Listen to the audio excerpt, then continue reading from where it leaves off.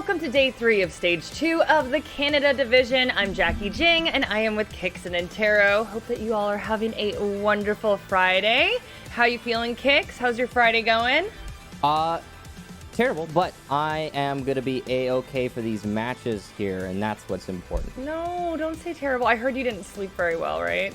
No, I had some less than friendly food, and it upset my stomach, but I'll be okay. Okay, well, we're happy that you're here. We're going to get through it. Antero, how's your Friday going?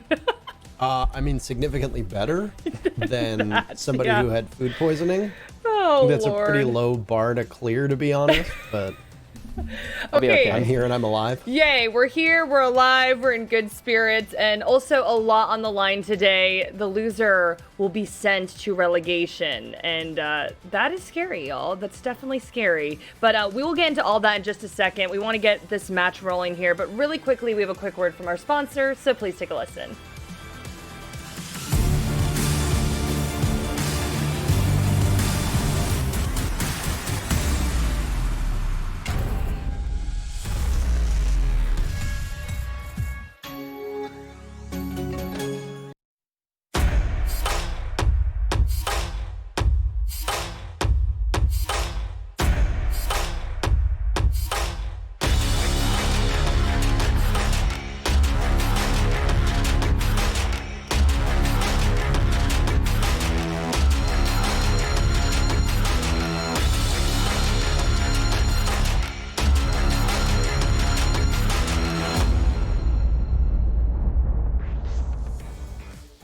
Welcome back, everyone, and very exciting today. We will be watching Nordic versus Livid. So let's get right into it and start chatting about these teams, and we will start with Nordic.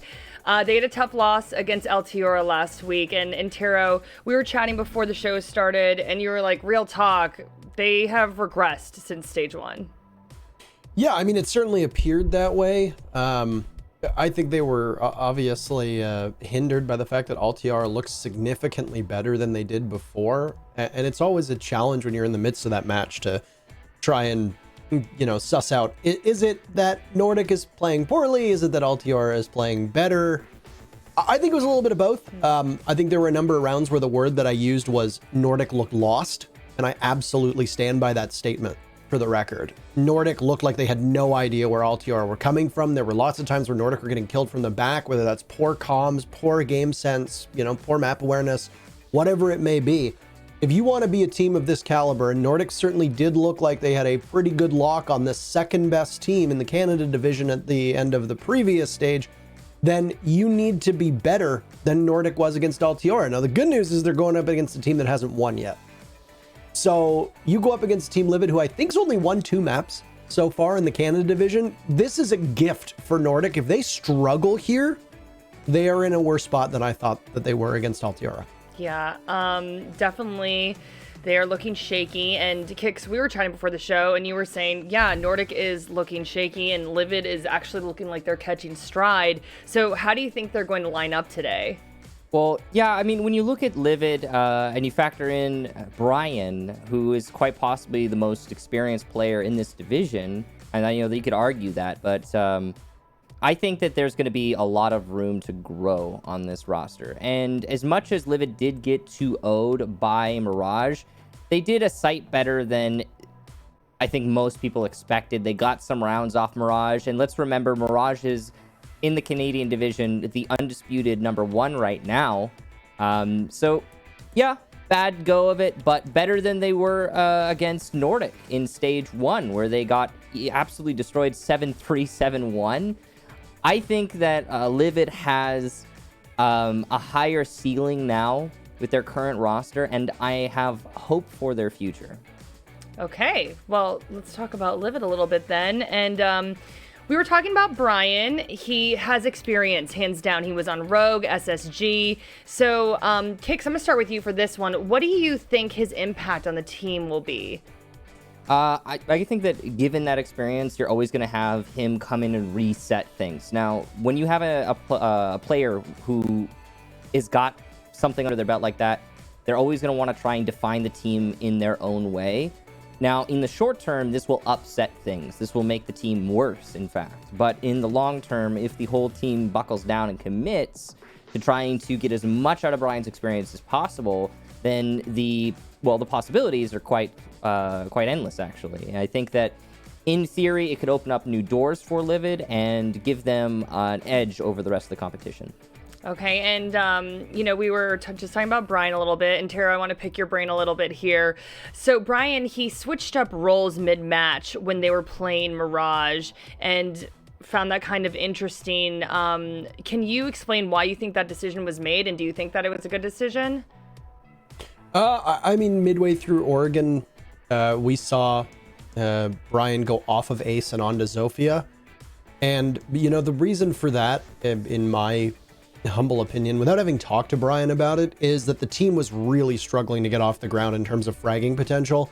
Zigalo wasn't having the greatest go of it. Omega's done decently well for Livid in the past.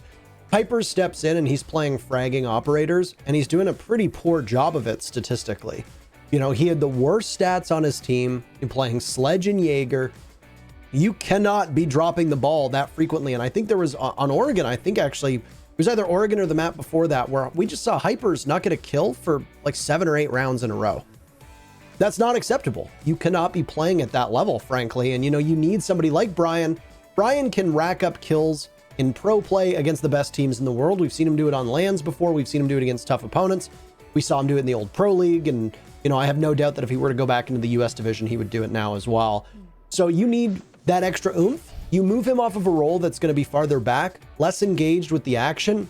Ace is a good operator for getting kills once all the jobs are done that he needs to do. If you bring somebody like Zofia, you can play a little bit faster with aggressiveness, and I think it did kind of help Livid, but at the end of the day, I think their problems are a lot deeper than just one person not showing up. Okay, well, gentlemen, this just coming in, we have moved into the map selection process, and that information should be coming down any second now. So let me know what you're thinking map vetoes wise as this information comes up. All right, so Cafe, the first map, and Villa, the second organ for our last. I think that this is going to be an interesting one. I don't see any particular standouts and advantage. And the important thing to consider here is that these are very different teams than Stage 1. So in the short term, Oregon and Villa were played by Livid. They lost it to Mirage, but Livid managed to take a few rounds. That's good. I mean, off of Mirage, it's worth something, even if you're the one losing the team. Consulate, Coastline, Oregon were the maps played by Nordic against Altiora. So there's less to go on for them. I will say, though, Altiora did beat Nordic on Oregon. So not a whole lot of relevant data, but we've got that at least. Okay. All right. Well, let's get right into this really quickly, though. Just final thoughts before going into this match. I mean, relegation is looming. I'm sure these teams are feeling that pressure right now, Parker. Yeah, I mean, if I'm Nordic, I'm not really sweating it coming into this. I hate to say it because I don't want to seem like I'm punching down on Livid. But if Livid's only won 1 or 2 maps this whole time, and I'd have to get an exact number because I was thinking 2, but then I think that they might have actually only won 1 map so far. 1. That's it. So there you go. That is correct. So Livid's only won a single map. If I'm Nordic, I'm taking this seriously, obviously, because relegations are on the line. But at the end of the day, I don't know how much we're going to see them sweat. Pressure's on for Livid, though, to try and hold on. And even if they go into relegations, they've still got another chance. It is not automatic, so they will fight for their spot against the best team that comes out of Canadian Challenger League. But you still don't want to find yourself in that position if you can avoid it. Okay, Kix, what are you thinking? Again, I stand by Brian long-term. I think he'll be a great addition to this roster. I do think when I say long-term, I mean like a few months down the line. So right now, I think Livid's definitely going to be having some turmoil on that front. We saw it represented in the Mirage match, as Parker mentioned, with the not the roster change, but the role changes in the middle of a map. And we might see it here today, but we are seeing a weakened Nordic and a slightly stronger Livid, for what that's worth. Okay, gentlemen, well, let's get right to it. Super excited for this Nordic versus Livid. So let's get rolling on the action. Take it away, y'all, and I will chat with you later. Bye.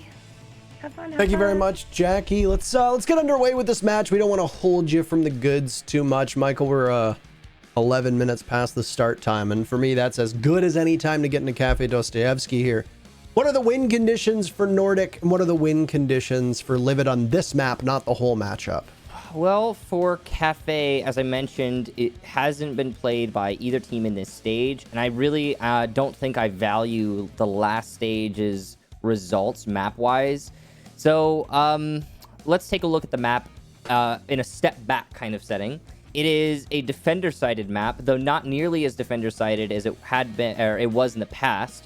So racking up those rounds on the defensive side is going to be a significant importance here for both squads. Since Nordic is starting on defense, they need to have a good beginning to this map. That'll bode well for their overall. First ban coming out is going to be Thatcher. He's a pretty typical ban here on Cafe. He'll have some significance on every single floor, and don't be too surprised to see one of the teams ban a Kaid or possibly even a Mute to try and lessen the blow of not having a Thatcher. Capital will join him. These are pretty standard default style bans, as both operators have a lot of applications. Wamai joins the bench, as also Echo is unavailable, so you're not going to see him banned.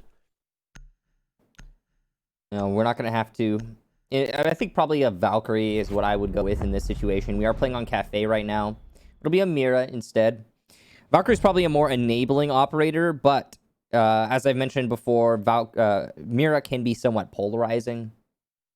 While Valkyrie has more overall potential as an information operator, especially on a map like Cafe, sometimes you just can't get over a Mira window if you're not prepared for it. So that lack of preparedness being put on broadcast here, and see the operator selection come out for the first round. Kitchen is the first defense. Two operators brought for information, Maestro and Valkyrie. Interestingly, the Wamai ban is going to make those Maestro cams a lot easier to destroy. The Jaeger can only do so much, especially with the burn meta that we're in right now. For those of you who don't know, burn is usually things like stuns, smokes, sometimes even explosives. Something that you would throw into an ADS to clear the ADS, or into a Wamai magnet to clear that magnet, so that you can then get at the thing that the ADS or magnet is trying to protect. All right, it's kitchen defense downstairs. You look at the lineup being brought from the defenders, and their denial is going to come in the hands of the Mute, so no Bandit or Kaid will be on the board here, even though both are available. We've actually seen some teams in this region over the last 2 weeks forego the strict denial on these walls, and instead allowing teams to take them while playing farther back inside a freezer or over by VIP or Whiskey, where Lackey is playing right now, or teams will just simply bundle up over by the front of Bakery, and the execute will come from the second floor inside of that dining room, where the hatch still appeared to be soft. So depending on what we want to see, yeah, there you go. It's been opened up. Okay, so good. That is very good for Nordic. Yeah, they'll be setting that up as a fallback route. You could tell that they're putting a heavy emphasis on their top floor presence, or even mid floor presence, as they've opened up a lot of holes above prep and above the main bakery wall in the middle floor. That will allow the Jaeger to play off of them and then retreat if he needs to. Now, the clear is going to be a top down here for Livid. They're already on the roof, and they'll start trying to drone out S4, who will immediately fall back as he's droned. Not even going to take a risk there. 2 drones eliminated. That's actually good economy for the defense. Yes, his position was given away, but still, S4 did some good work there. I like the nod by running that Ents charm. For those of you that watch the Canada division that also watch the old European Pro League, or old Pro League events, period, the previous Ents team was known as Sisu. They announced today that they were effectively shutting down all the players' free agents, and it was the end of a long run from a storied and historic set of teams. So a nice little nod there that we see. Omega's the very first casualty in this match, by the way, and now he'll have a teammate joining him as it's Rowdy Alley gunned down outside of Reading Door by Lackey. Nordic taking 2 picks. The Jaeger might look the wrong way. Brian and Hypers were both aligned the same way, but Brian gets there quicker. Still an advantage for Nordic, though. Mid 4 cleared. Sledge still in play. They'll be able to open up above these anchors, but as you can see, Nordic has a decent amount of rotation in the site. So they're not going to feel too rigid and thus not too exposed to the sledge. And Brian's not even getting on the soft destruction just yet. He's droning for his teammates because of the low man count on Livid. Everyone has to do multiple jobs. C4 in hand here for Bozak, S4, and Storms. Brian's going to have to dance with his happy feet above to avoid a very quick demise. There is a defender playing by Harry Potter / Mini. He's going to be opened up on above, but it's actually in Mini, not Harry Potter. And that's an easy kill there for S4. Hypers does not check Mini before vaulting, and man advantage stretches for Nordic. Gonna hold down inside a bakery and wait to see who comes towards them and in what direction. Brian gets punished, and there you go. Zigalo's down as well, so that was anticlimactic. Huh. All the action happening off screen. Nordic prevailing in that regard, and Livid got only a single kill, was it, to their name? Not exactly the fast start that they wanted on their map. No, certainly not. And you could see on Nordic's faces there, they are elated to even get one round. In fact, they looked somewhat dismissive in their elation. Now, this is not something we talked about too much in the preamble, but I do think that in a matchup like this, a big part of who will actually end up winning is the mental game. And I know that that's always kind of abstract and almost, I think for some people, arbitrary. But especially at this level, when you've got a growing scene with less experienced players, both squads are going to have to remember to keep their focus throughout the entire match. And we've seen many times where teams have started to lose control when they put themselves in the winning position, and we've seen massive chokes already aplenty in the Canadian division. So it is a major factor here, especially with the a significant amount of change that's happened for both of these teams in the transition from stage 1 to stage 2. 10 seconds left. That first round, on that note, will be a very, I guess, significant round for Nordic. Attackers must locate and defuse the bomb. This is rare to see a team go up to cocktail so quickly. Goodness, a spawn peek nearly gets Brian as he walks away with 1 HP and no real reset is available. I feel like, at the same time, Michael, resets aren't really something to talk about as they used to be. No, I mean, people don't do them anymore. I think only 90s kids will remember. Yeah. But, you're absolutely right. Resets are, man, a thing of the past. That's a lot of damage done to Brian. Also, Bozak's trying to finish him off. You saw he was challenging the red hatch as it got opened by the sledge. But Brian will do his job. So, low HP, but hey, Brian's going to keep chugging. Only a Finka would have been able to boost his HP, but yeah, teams don't really run Finka anymore. Even though she does have grenades, your grenades are instead going to be your Sledge Maverick, maybe Yana. Maybe that's as we see. Maybe they took away resets to make Finka and Doc more relevant. Could be. I don't know. I mean, but the Finka HP is not right. Not permanent, right? Yeah, but I mean, imagine you can reset and then you're back up to 75. I don't know. There's going to be a potential breakout here onto the balcony as Livid drops through red hatch. There was Pulse calling for Nordic. Instead, they're going to lose the hatch and toss up a nitro cell. Hits the other side of the piano, and Omega gets plays him rather, for a fool. Away the Pulse goes. That could have been an early pick. Instead, nothing has been found from it. Livid's possession of the top floor is all the way over in Cigar, and they're going to be holed up here. The remainder of Brian gets found out. I don't know who was involved in the initial skirmish, but it's the Maestro to be involved in the finale. I believe it was Storms. He does have the assist for it. Nordic. Yeah, good point. Nordic now in a, once again, man advantage.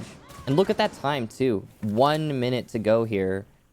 And Livid don't seem to have any unique game plan. It doesn't seem like they know what they're going to execute on or how they're going to execute on it. C4 prepped here from Bozak. This could do serious work, and it will. Down goes Omega. Bozak is playing this masterfully. this should have been opened up, or that desk should have been broken earlier in the round. Bad read there from Zigolo, and Bozak picks up another kill as the nade comes sailing into White Hall. Livid now really questioning their choice to push by White. S4 gets his second. It's all on Hypers, who repels into Heaven. We'll get one impactless frag, but at least it's not a flawless round, and will be felled by Storms, who does eventually get his kill. So, Nordic really haven't broken much of a sweat here. That's 2 kills for Livid so far on their map. I do have to feel for Livid. They made these changes, bringing in the 2 newest players to the team. Obviously, they scrapped an awful lot and started fresh, which, given the way that Livid played a couple months ago, probably a wise idea. It doesn't seem to have paid any real dividends just yet.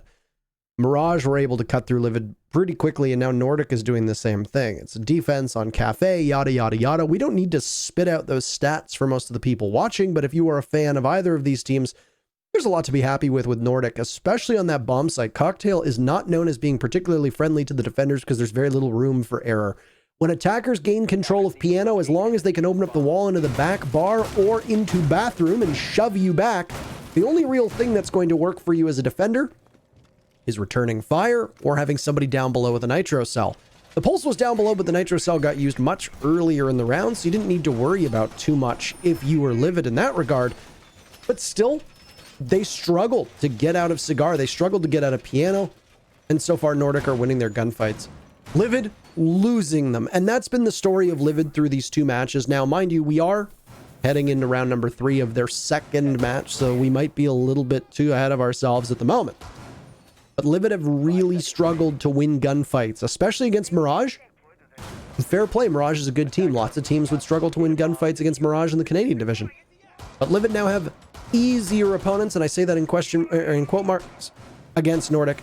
They need to be a little bit more aggressive and find some teeth here on their attacks, or else they're going to end up by losing this first half by way too much of a deficit. 4 barbed wire on the top floor, and some wubs to boot. Nordic have a profoundly significant amount of utility invested upstairs. It's not the site right now. They're defending the middle floor, if I'm not mistaken. And given that, this is quite a lot. Storms will be playing under the skylight, Lackey by pallets, and Bozak on C3 or C1, depending on which direction you count it. The setup is going to be, I would guess, pretty difficult for Livid to deal with. They do look just as shaky as they did in previous rounds when confronting the defenders on the top floor. Information gathered at least, and Storms will fall back. He'll die, though. Great read by Rowdy Owly. Great setup by Livid to pick off at least one of the Nordic players. It's the first time we've seen Livid start things off well. ADS will catch an air jab, so Heaven can still be peeked by the player inside a Cocktail. I haven't really seen that much of Rowdy Owly's killing possibilities or sophistication here, his potential, if you want to call it that. He had some great success in some of the tier 3 and tier 2 leagues, and now being in a tier 1 league for Canada. He's had some struggles. There's another kill from Hypers. He'd gotten one in the previous round. He noted that it was impactless. This one hoping to have a bit more impact, as Livid have now opened up their lead in this round by 2. Trying to shake off the Jaeger of Lackey above, as he's just going to continue to hold the 2 positions that he's at, by the pallets or lumber or whatever people want to call it. He can watch that Cocktail door and also watch towards the White Hallway. Nobody on Livid is going to approach from White Hallway yet, and there's barbed wire, as you noted, in that position, so they'll be given away if they try to make that advance. Livid are going to open up the reading wall. They've got to be really careful here. There's a lot going on. Rowdy will get his second kill, though. Down goes S4. This guy's getting a little aggressive on the breach, but his SMG-11 just won't be able to be controllable enough. As weird as that sounds. He won't be able to control it, rather. They'll do some significant damage to Zigolo. Be easier to win future gunfights, but in the here and now, gunfight lost. Peeking over into the reading door now it seems half of Livid. This guy's going to have to hold all of this off by himself, and I don't think he's going to be able to do it. No gas canisters, and there it is. The cleanup from behind. Livid will get a flawless round for their very first. Now, setting the stage for the remainder of this half, because we're now halfway through it. If you can tolerate my puns to a certain extent. But you've won 2 of the 3 bomb sites on defense. That's definitely what you want to do. Now, against an opponent like Livid, if I'm Nordic, I think your win conditions for this half are 5-ish rounds. I think you need a full cycle here to be perfectly comfortable heading into the next half, especially if Nordic truly believes that they are the better team, because Livid will be aided by the defense. They are on their map. They will probably settle in and get comfortable at some point, and will make this far more even between the 2 teams. The question is whether that will actually materialize or not, because I feel like we've speculated and I've prognosticated, as I referred to myself as the prognosticator in chief the other day, that there's an unpredictability here.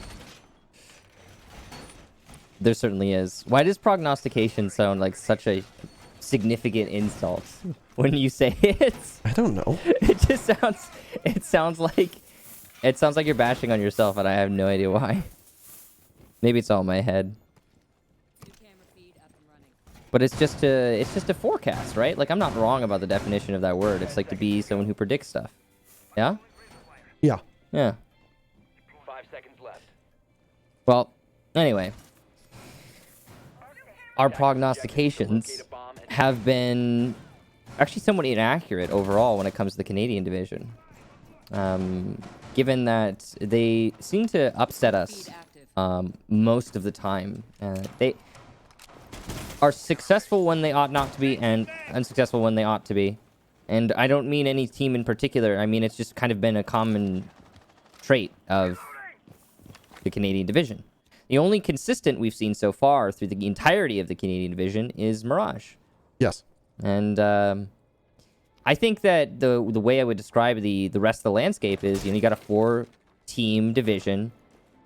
3 of the teams are fighting for second place. And then, and some of them are closer than others, mind you, but that's, they're all within punching distance. And then there's Mirage, and that's pretty much what we've been looking at. So, in a way, this match is a measuring stick of, okay, well, how will they compare if and when they get to go up against Mirage? But also, keep in mind, the stakes in this match in particular, you avoid relegations. Don't want to have to deal with that. Michael, just like how high up the meat is in the freezer, the stakes have never been higher. I mean, okay. Yeah, I mean, I get it, because I don't think I got that one properly. I think I botched it a little bit, but that's okay. I get it, though. You get it. I feel like my execution was like a 6 out of 10. It's okay. Yeah, thank you. I appreciate the vote of confidence here, but you'll learn how to butcher jokes less severely in the future. As it comes along, yeah, no. Did you get that one? What am I? No, I did not. Butcher, meat. No, a bad peek from Lackey gets punished by Owly just by the reading door. This was a repeat previously that we'd seen that was actually won by Nordic at the time. It's not the case here. So Livid, the opening pick. There's not a lot of time left on this round, by the way. There's 1 minute. That's it. So... And plenty of C4. And there it goes. C4 tossed off a second kill from Rowdy Alley. This one on to S4. Down below, Bozak will see some of the roof disappear. Storms answers back. He sits down Rowdy Alley. And it's actually going to be a retake from the Legion. If there's nobody on dedicated flank watch and Hypers hasn't put down those air jabs in the right spots, there's still a possibility here that Nordic can win this. Nitrocell gets tossed out. There's a frag grenade in the way. Bozak will get out of there as quickly as he can, taking some damage in the process. He needs to be very concerned with what lies above, as he's going to watch these openings that have been created in the floor of the second floor over top of the kitchen. All the while, Ziglo with 20 seconds left. He's got diffuser in hand. He's going to have to cut open a wall or try to get into the bomb site as quickly as he can, because he is about to become the unfortunate victim of time and circumstance. Brian just sprints on in. Okay, Brian's in the middle of the bomb site. He takes down Bozak, looking for another inside a freezer. All the while, Zigalo's getting the plant down. Things are working out quite well. He gets stopped in his tracks, though, and the timer runs out at the last second. It storms above to play that quite craftily. A very, very close round. But it ends up coming out in favor of Nordic, who pick up their 3rd through 4. Beautiful retake there from Storms on the top floor. And you saw, instead of going for the kills in the middle floor, Storms just lingered, lurked, and waited for the attackers to all fully commit to the site take, then rotated to the middle floor where there were plenty of holes made by the attack earlier in the round, to then find the defuse planter, wait for only a few seconds left on the round, and eliminate him before he can commit that plant and win the round. Well played there to Storms. Not so much to Nordic, but just Storms in particular. And but butcher them less severely because we were talking about hanging meat. Does it make sense now? Yeah, that makes sense. Okay, it just wasn't funny. I got it. All right. Well, set up on the top floor now. Hopefully we'll be better than my jokes. Nordic are going to be setting up a full reinforcement on piano, as you can see. They're going to reinforce trash. They're going to reinforce backbar storage and the bathroom. This is going to force out hard destruction for whatever attack Livid wants to commit to. And the really tricky part about that is they've only got Zigolo on Maverick. So he can obviously open things as the Maverick, but it's so time consuming. He is the slowest hard destructor. He's even slower than the can opener that they just added in that almost nobody seems to want to use. How many times have you seen it used, Parker? Like in professional play, like I think it's like probably 3 or 4 times. I was gonna say 3. Yeah. Well, funny that, Michael. We've probably seen it about the same times because we cast together.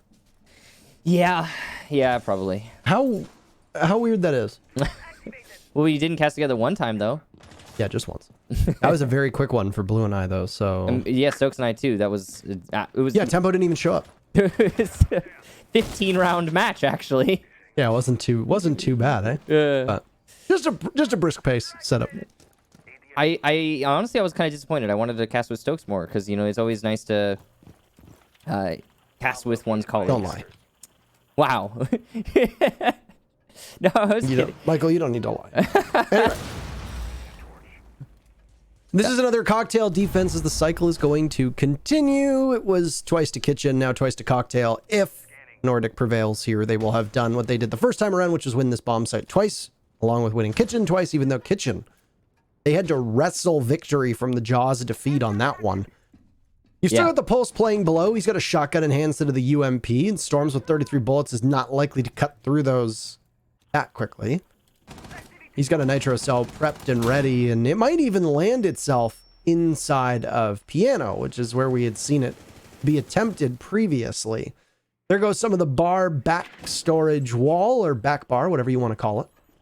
The castle's inside a bathroom as 2 separate members of Livid are watching in that direction, trying to flash and possibly collapse on this. They'll open him up. The castle's still in there, by the way, so the Ash of Omega is going to spray as best they can, but the problem for Omega is that there's coverage on the top of White Stairs, and you have to be very concerned with that one. The Mute Jammer is actually working a lot for Bozak right now. It has managed to catch quite a lot of drones, and you can see they're still hesitant. They're not able to gather all the information that they want, the attackers, that is, and Bozak will persist here. I don't think the attack is aware he's here just because of those Mute Jammers. Bozak will give himself away, though, as he stands up and makes a sound. Here comes the peek, and it's lost by Omega. He doesn't even pre-fire it. Bozak will pick up 1 for none and continue to hold the bathroom position. All that needed to happen here was either a drone or slightly a bigger hole. Hypers gets a freebie on Skies, who is just prone on the stairs, and Zigolo will push into Bozak, who's mid C4 toss. The timing has been perfect here for Livid on the follow-up engagements. Peeking from Cocktail is Lackey. He gets shut down. Storms gets 2 big kills there, and S4 will eliminate the planter, leaving just Zigolo, who is retreated to top red. But it's also just Storms. The 1v1. And there's only 35 seconds left for the Pulse to retake this. Now, he does have the heartbeat detector. He's going to be able to whip that out, but it's only got about a 9-meter range, so he has to be careful with his positioning. It's just a rush with the shotgun. This could actually work, though. He checks the wrong corner, and Zigolo reads it perfectly. Livid will take another attacking round. That one was so close, and the one thing was that they weren't expecting to have the Pulse put in that spot where he would need to use the shotgun in a post-plant scenario. You can see that the setup that was done by none other than Nordic was to try and stall and kill somebody from below and have the Pulse patrol in close combat, not needing to re-engage or retake.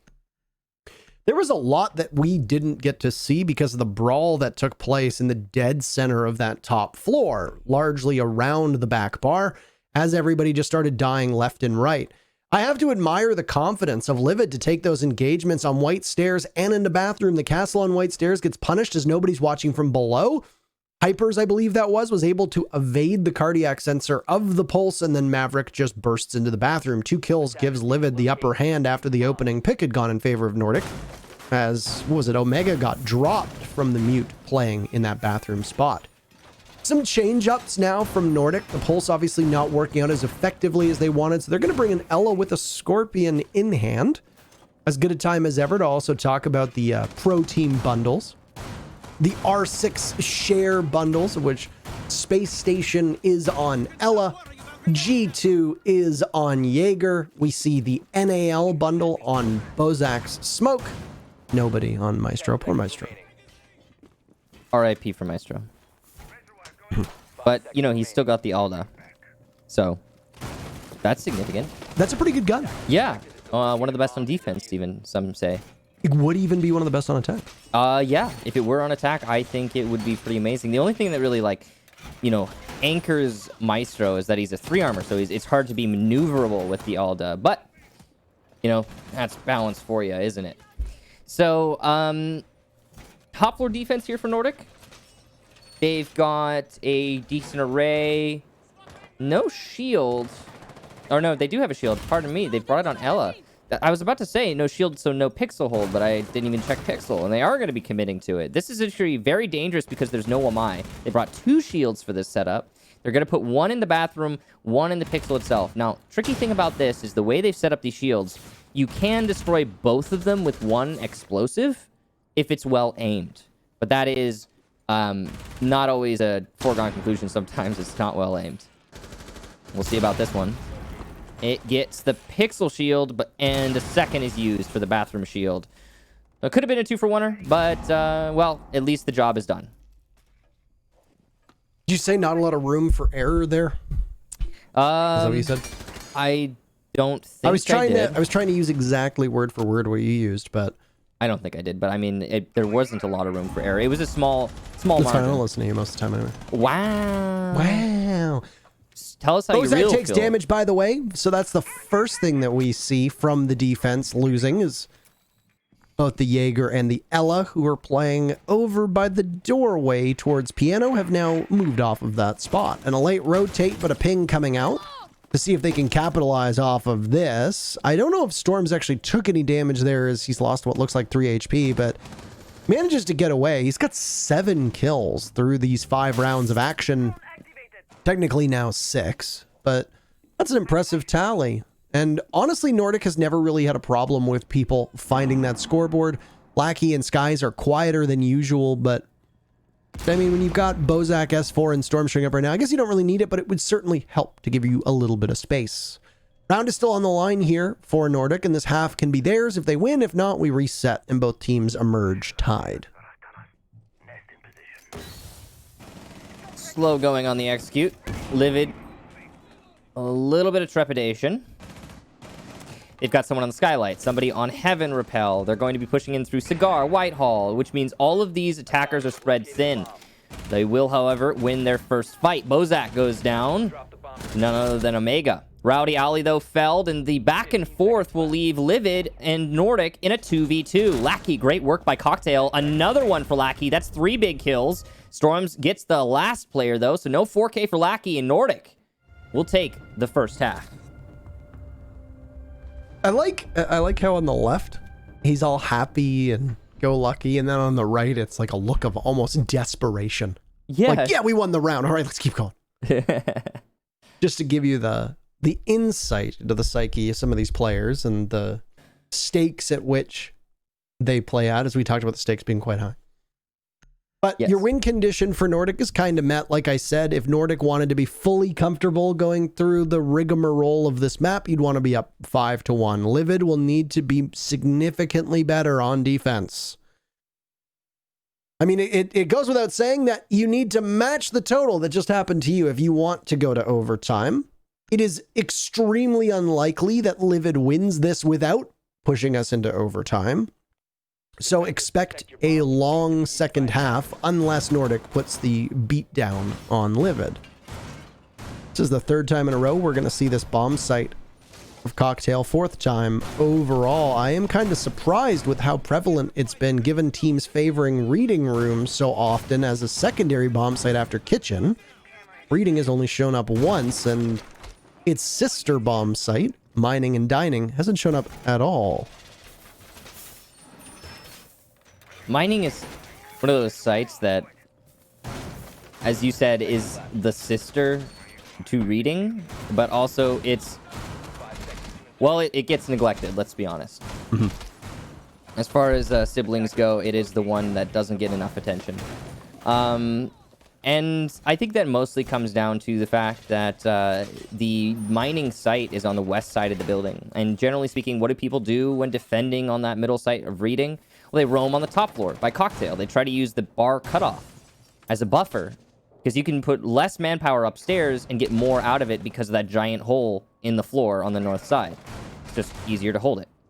And you can't really do that on mining because, I mean, you can, but it's not going to be as effective because of bomb site on the west side of the map. And yeah, that's it. It just doesn't get played because of that, basically. Now, here and now, if I could, I'll return to this present round. You may. The top floor hold is looking pretty standard. There is a roamer downstairs. Now, Valkyrie doesn't have a C4. She brought a shield instead. Already placed it. 3 shields brought by Livid. They're really trying to burn out explosives. They've even got the Maestro as well. This Valkyrie is being pinched upon right now by Nordic. They really want to get this early pick and put themselves in the man advantage. So this Maestro pick was actually something that was talked about quite interestingly, and we saw Maestro appear in the OXG SSG match on Wednesday on Theme Park with Slash playing Warden. Not Maestro, my apologies, Warden. First pick, by the way, of the round goes to Storms. He takes out Hypers. Ooh. And then another for Storms. Man, he is really storming on in. Down goes Omega now. So 2 kills for Storms. He breaks double digits with both of those, sits at 11. Why is Warden seeing so much play? Number 1, he has a 1.5 times sight on the MPX. Number 2, he has a deployable shield. His gadget is very much less important than those 2 things. So that's why you're seeing Warden get trotted out so much. Obviously, he helps in a pinch because he can still soak up utility with those glasses, by the way. You don't need magnets or ADSs if he can just see right through them when he activates his glasses. First kill for Livid's going to come out onto Storms. The hot hand from Nordic will get cooled off. Might just be enough, as Storms really was, as you said, the hot hand. The man carrying Nordic to success, at least on the score sheet. Now it's an East Repel right now for Nordic, and they're going to be coming from below using explosives to down Zigolo. Many more explosive devices follow. Nades and ash charges, but no one actually gets Zigolo. A run out from Brian gets 3 kills. I believe that's a 4K for Brian right now.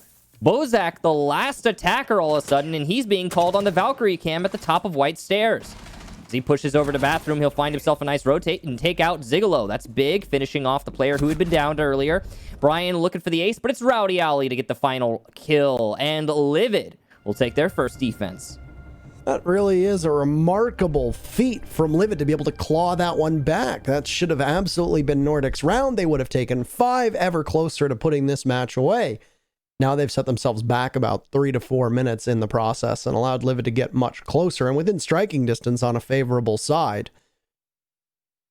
How much of that boiled down to Storms getting picked off when he did? Because you keep that buck for the extra 50 seconds that were remaining in the round after he was punished, and you lose a lot of the footing that we saw Rowdy Alley on. You lose a lot of the footing that you saw Zigolo on, even though Zigolo was picked back up. Feel free to answer. Okay, I said how pivotal, Michael, was it that the buck got picked off early? Okay. Yeah, I got confused because then you changed the... he had... I don't think it was that pivotal. I think that, yeah, okay, they didn't get to open up underneath Cocktail as they had hoped to, but he got his 2 picks early in the round. So the explosives really compensated for that. They did the damage they wanted to onto Zigolo, who was playing inside of Cocktail. Yeah. I think the only thing of note is that Nordic was snowballing towards a win. Brian had the perfect run out from Snowdoor. I think it's just really, mostly just the Brian show on that round, personally. 5 seconds left.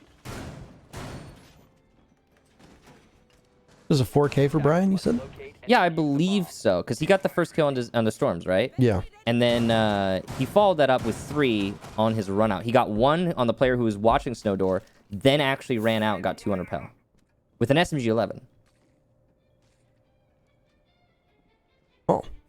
I mean, that's why we see Brian playing these roles, and especially where he's comfortable and very familiar with. Zofia is a role that he knows decently well. It's not his most picked operator on attack. It tended to be Thatcher. Back when he was on, what was it? They called themselves Thatcher's Anonymous when they were down in Challenger League with him, Jarvis, Trippin, a whole bunch of them before they changed the name to like Leftovers and then PogChamp or whatever insane lineage that group of gentlemen went through. That was a long Not time sure, ago. but that was a very long time ago. And Brian's got a lot more My experience. point is that Brian is very comfortable on those secondary entry roles, along with doing some supporting work. Right. On defense, he's very well suited to smoke, and as long as he can control the SMG-11, he's going to be in good shape. No kitchen bomb site that we see yet. Oh my! Sorry. Tell us how you really feel about that one, Michael. You see, that's what I was trying to say earlier, but no, but that was a bad nade. I think he was trying to detonate it so it didn't get caught by the ADS. Either way, well, he could have done it further back. Storms will die to Hypers, who just pushes into Cigar because nobody from Nordic is watching that push. And Nordic are their own worst enemies right now. The lack of coordination on the top floor clear and Lackey nading himself. There was something else I was going to make note of, but there's so many things all at once that it just slipped my mind. Oh yeah, that's right. Mining. We're defending mining. Yes, it is not a reading bomb site. So now all 4 bomb sites from Cafe have been shown, and Livid are, well, they're doing a mighty fine job. Nordic will finally get themselves on the board with a minute remaining, but it's been all Livid all day. 2 more opportunities for Livid await, as Bozak and S4 are going to need to keep this one in touch, or in check, rather, and right now, I don't necessarily know if there's anything that would give me that confidence. The good news is that for the 2 remaining operators of Nordic, they still got lots of utility. 1 air jab, 2 ash charges, and 6 flashbangs between them. Depending on where Hypers has put those ADSs, you might actually be able to get some pretty good value out of those flashes. But Livid are not even close enough to the bomb site.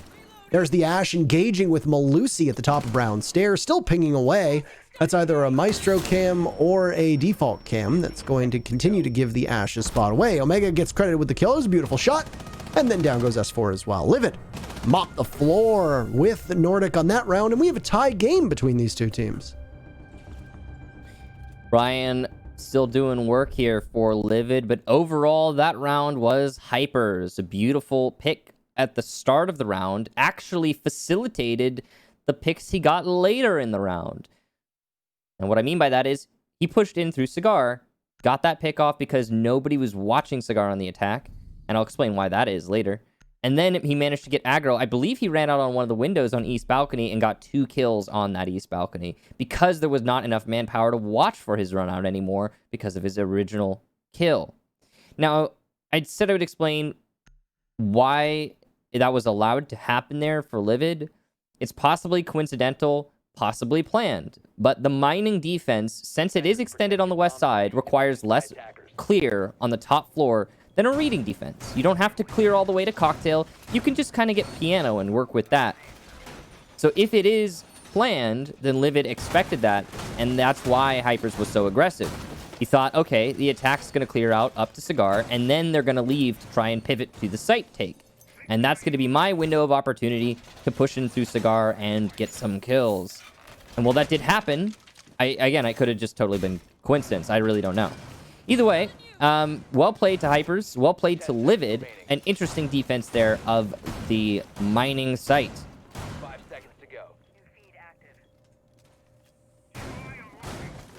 Attackers' objective is to locate. This has been a much closer match than I expected, if I'm being honest with you.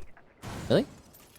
Yeah, I mean, I expected Nordic to walk away with it. Maybe my expectations of Nordic are disproportionately high. It does seem that way. Yeah, I mean, I thought they were the strongest, the second strongest team, or the strongest team in the Canada division that doesn't rhyme with barrage.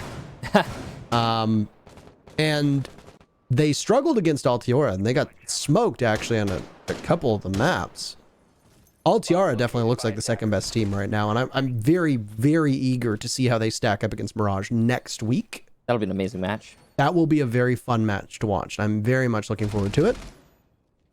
This one in particular right now is, I think, is more defined by the mistakes that the teams are making, as very similarly to what we saw out of Nordic versus Altiora. And I don't know if it's Nordic necessarily regressing. Like I said, I think they have to a certain extent. I don't know how much. Altiora has obviously made some leaps and bounds, but this Livid team is now playing against a weaker squad than what they had to deal with against Mirage, and there's a bit more confidence. There's confidence in the way that Hyper's playing. Brian certainly seems a lot more confident as well. And it's frustrating Nordic, obviously. Now, Storms just completely botches that shot on the Hypers, who's having a much better day than he did last week. I think he might have actually eclipsed his total kills at this point.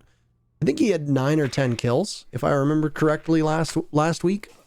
Could be wrong. I think it sounds correct. He had a really bad match, let's be honest. And right now, yeah, he's doing really well.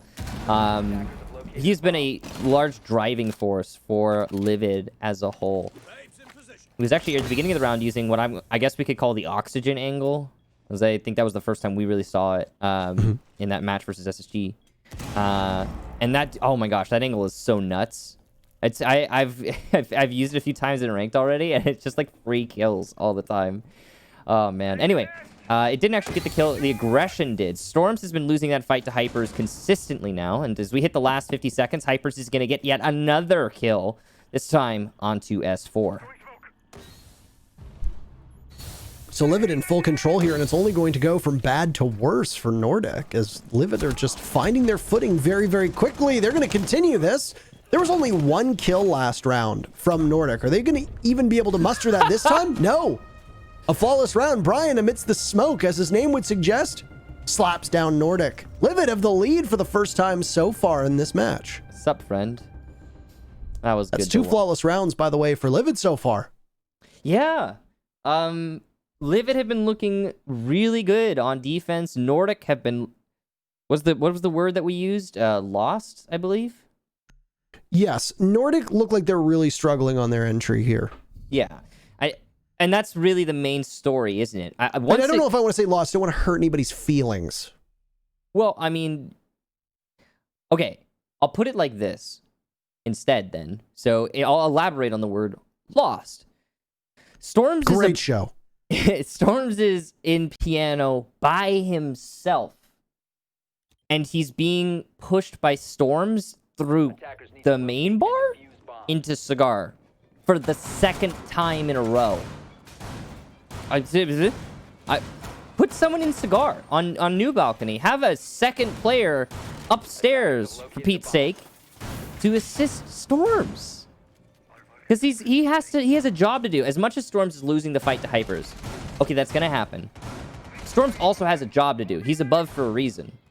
So, you know, he can't be holding the entire top floor by himself. Hypers pushing up there is not necessarily a smart thing, but I say in this instance, keep doing it till it doesn't work anymore, Hypers. Just keep doing it until they counter you, because it's working great so far.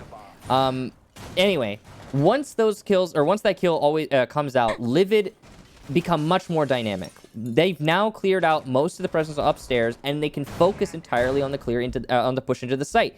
That means that they've got control of pillars. That's so crucial. The reason the attackers clear upstairs is so the defense, words are hard, cannot utilize top pillars to deny a push into pillars. But what happens? Hypers gets the initial pick. He then plays in pillars. He's nice and free there, and he slaughters the rest of Nordic from the side.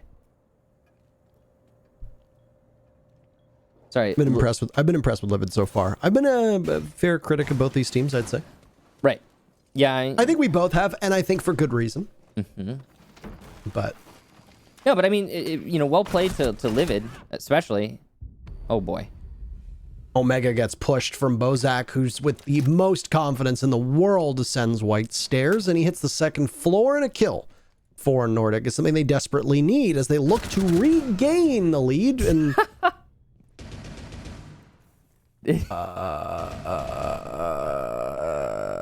Storms can't lose fights, or Storms can't win fights against Hypers. It's just not possible, it seems.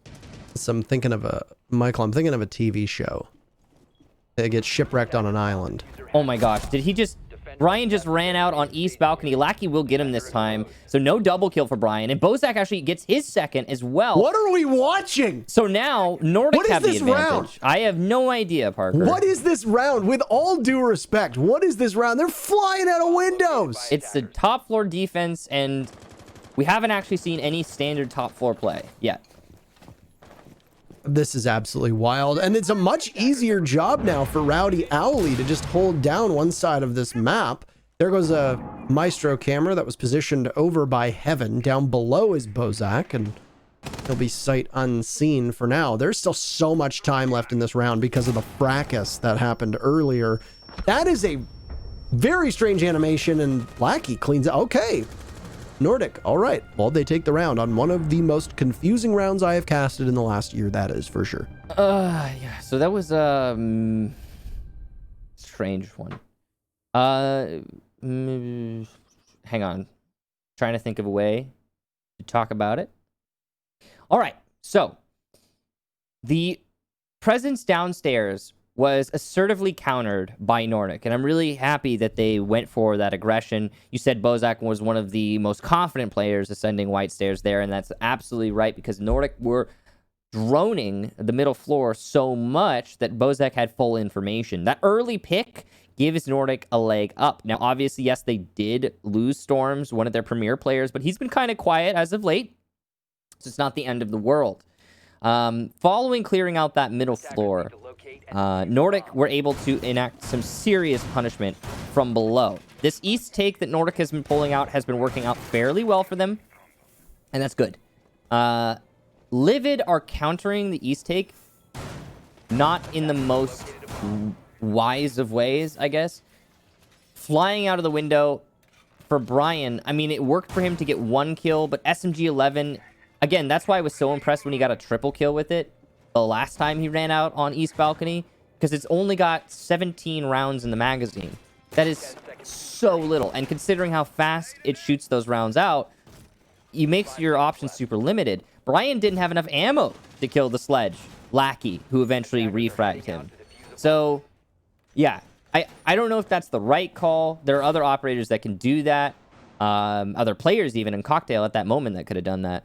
Overall, lots of questionable decisions from both teams, really, but Nordic comes out on top. So, there it is. We're an even round now. Rip up your prediction cards, because I have no idea at all what's gonna happen here. This is hard to quantify. Storm's just swung into pillars, by the way, and he is gonna very cavalierly take this.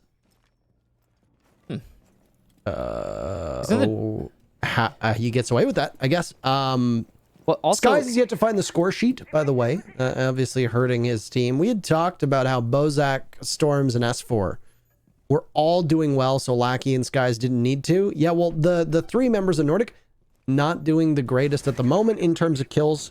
Storms has fallen off. Bozak has done okay. Lackey's come alive a little bit. The rest have all fallen asleep. You need them to wake up, because you are losing gunfight after gunfight to Livid right now. Yeah, Hyper's the gunfight victor most of the time. Is going to be playing upside in piano. He's just trying to deny a clear here, and he's actually done that so far. You can see that Nordic are mostly focused on the bomb site. All they've cleared on the top floor is red stairs. Everyone else is trying to get their way into B. Everyone else is ready to spring into the site. Storms does have a drone inside a cigar, so he's going to be able to confront the Jaeger when that fight comes out. But that's not always been a winning formula. As you can see, Nordic are waiting for picks, and they are not being presented with any. Hyper's still upstairs right now, being hunted down by the drone work that's happening by New Hatch. Might not see storms creeping up on him. Spots the drone and will fall off, but it's a guessing game as to where your opponent is going to come from. Missed shots onto the Zofia. 4 Hypers as he'll hit the deck and get out of there. He is now the kill leader in the lobby and has been since the previous round. A smoke going off in front of him. This breach that was opened up will actually be a major assist on his end. Sky's going for the plant. They're going to need to ping it. Downed by Brian. A second one will potentially follow up from red stairs. All the while, Storm's killing time on the top of red. It's a position from Nordic that will not hold, and they will have to maneuver elsewhere as Bozak onside a balcony. He's going to try to do some damage over towards pillars, but can't find it. Another kill from Livid as they look to take match point away from Nordic, and will be in very good shape to do so, as it's all on Storms. In a 1v5, Hypers is downed. The Melusi of Omega finished off. Ultimate disrespect as he tries to go for the impact. Can't do it. He's going to play around pillars with 6 seconds left. The diffuser is miles away, and the 3 remaining members of Livid are not going to give this to him. Maybe I'm mistaken? Well, only one did, and that was Zigalo. Match point for Livid. You know, Parker, it's funny because that's a little bit of deja vu for me there. That strategy that Nordic just employed to attack that site is actually one that my team invented back in year 1. Like almost 5 years ago. And Is that so, Michael? Yeah, actually though.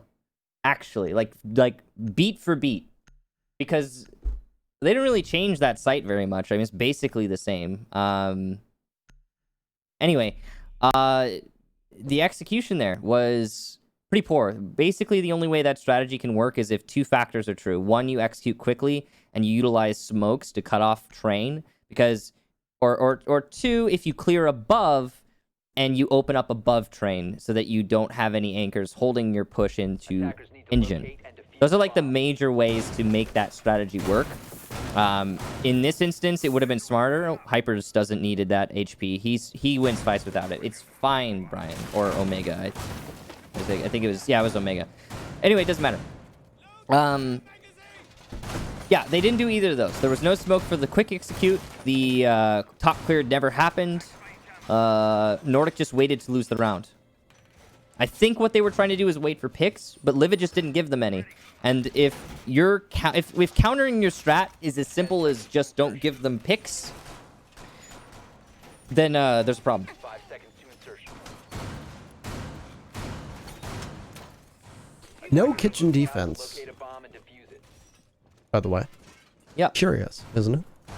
it is. Yeah. No kitchen defense. A bomb site that many consider to be the most defendable now that Cocktail has fallen out of favor.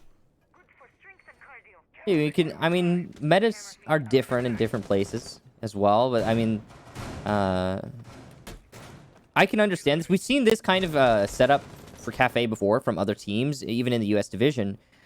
Granted, a while ago, but I do remember certain squads. I want to say SSG, but I'm not 100% on that. Not going to the bottom and instead doing the 2 mid sites in the top because they just like the way the top 4 played.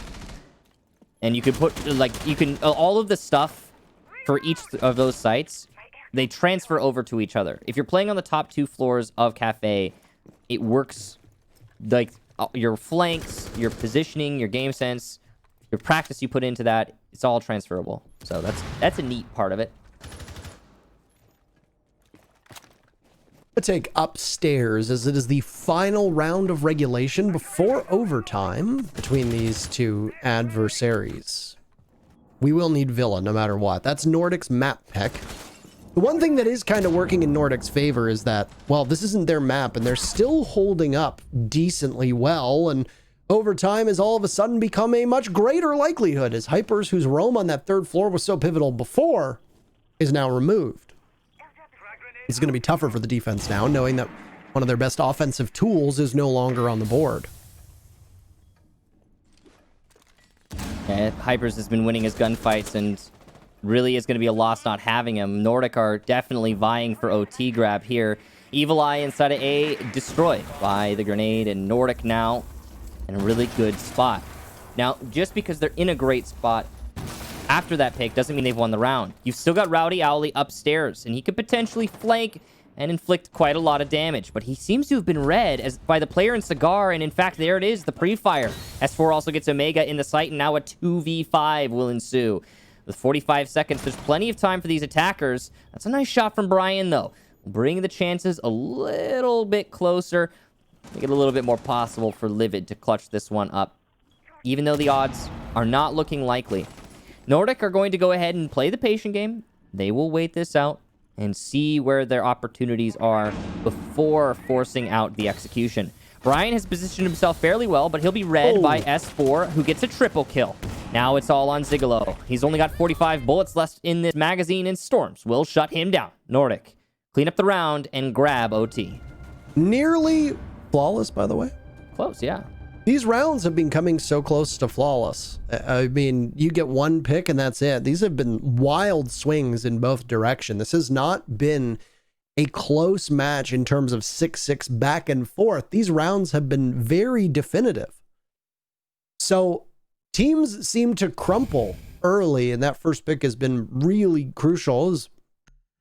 Right now, just looking at my stats, the team that's getting the first pick is winning the lion's share of these rounds. Now for Livid, obviously, they're going to be on defense twice. They're going to need to be a little bit sharper than they just were. The good news is that they're going to still be quite comfortable and familiar with where they were just playing on. They obviously like this mining bomb site. They dropped Cocktail and Reading once a piece despite winning it the other time. So why not go to the one bomb site that you have consistently won? And by consistently, I mean that's two. A lot of the wins that come on this map, or this site rather, are happening on the third floor as we come to expect. A lot of that has been Hyper's roam, the way he's been assisted with the rest of the team, and then Brian to close out the mid round. These two, the two new additions to Livid, are showing that there was a reason why they got picked up, and it is nice to finally see Hypers acclimating to this level of play. 10 seconds left. It is nice to see that, yes. Now, everybody has bad matches, and it's possible, like with Hypers, for example, that it just happened to be a bad match last time he played. Here he seems to be putting on quite a show. In fact, it's the two new members, Brian and Hypers, who are the standouts on Livid right now. 13 and 12 kills. Beautiful stuff from them. 25 in total. That is more than the 15 the rest of their team has put together. Now, it is a train defense here. Nordic struggled to attack this site last time they were on it. Mostly that came down to once again not clearing out above and using vertical to their advantage, or not executing fast enough and using smokes to get a plant. They tried for the latter, but they just didn't have the speed necessary. Right now, Storms is going to be putting himself in Cigar and trying to clear out above. S4 is on the East Rappel. He's trying to cut off rotation from the roamers and put pressure on these defenders.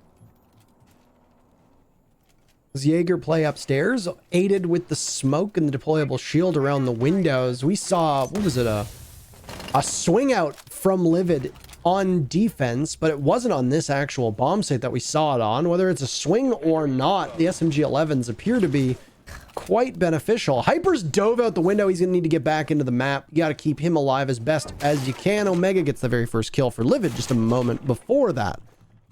So they are in pretty good shape. Halfway point of this round, the first of overtime. This is key. Sledge will be opening up above, and he's going to make quick work of this floor. Their ceiling. All of the spots that you would commonly see an anchor play inside of Reading will be forced out. Now, luckily, Reading isn't the site. It's mining. So this vertical is kind of more hunting roamers, and those roamers are going to be fine with rotating to the site later. Now, Lackey's going to eat some damage there, but not enough to get a kill. Gas canister goes up to heaven to try and do more damage. It's some quick action going on here, but Brian's gotten good value out of his death in a few seconds. There it is. I was waiting for it. 3 members on Nordic, guns pointed at Brian. Finally, he dies. And there comes a nade deep into Reading. Now, once again, Reading is not the site, so it doesn't need to be hard held here by Livid. They have fallen off of it. Zigolo is watching as the security above him gets torn to pieces. He heads into the B-bomb site. Hyper's not too far off. The execute that we're going to see happen will likely be on the B-bomb site, though there is a stack up over towards Reading. They could try to pressure the back of A. Rowdy Owly with one taken out by Bozak. So immediately refragged. Hyper's now in an engagement. That Lackey takes some damage from a nice play from Omega on the skies. Down goes Hypers. He's finished off. 2 for Omega with only 7 seconds left. That diffuser is going to need to be picked up. It's in the lion's den of the A-bomb site. Going to be going for 3 is none other than Omega, and he'll get them all. Largely effortless hold inside of that bomb site. And Livid goes back onto map point. Great round there for Omega. And I believe he picked up a 4K in total in the round, 3 at the end, as you noted. And I think that Nordic are going to be struggling now. Now, what happened there was a completely different attack there from Nordic. They tried to change things up. I have a lot of respect for Nordic for the fact that they didn't commit fully to their train wreck of a plan the last time they tried to execute onto that site. They cleared out the top floor. Nordic was extremely assertive with their soft destruction from above. It just so happened, though, that they were assertive on the wrong site. Now, I know that Reading is a haven for the defenders when they're roaming. And I know that pushing the roamers out of there would be good. But they wasted too much time there. Now, it could be one of two things. It could be that Nordic didn't know what the bomb site was, or it could be that they just meandered about too much. Either way, unfortunate. Too much time wasted trying to clear out Reading. Not enough time used actually putting pressure onto the bomb site. And that's why you saw at the end there, especially when the defenders are rotating in their own site, there's only 20 seconds left. The vertical pressure now is meaningless. And the rush is just going to come into dining. It wasn't a coordinated rush, and thus Omega was allowed to take a series of 1v1s in that round. So, well played to Omega. Credit where credit is due. He shouldn't have won all those fights, and it is a feat that he did, but Nordic handed it to him at the same time.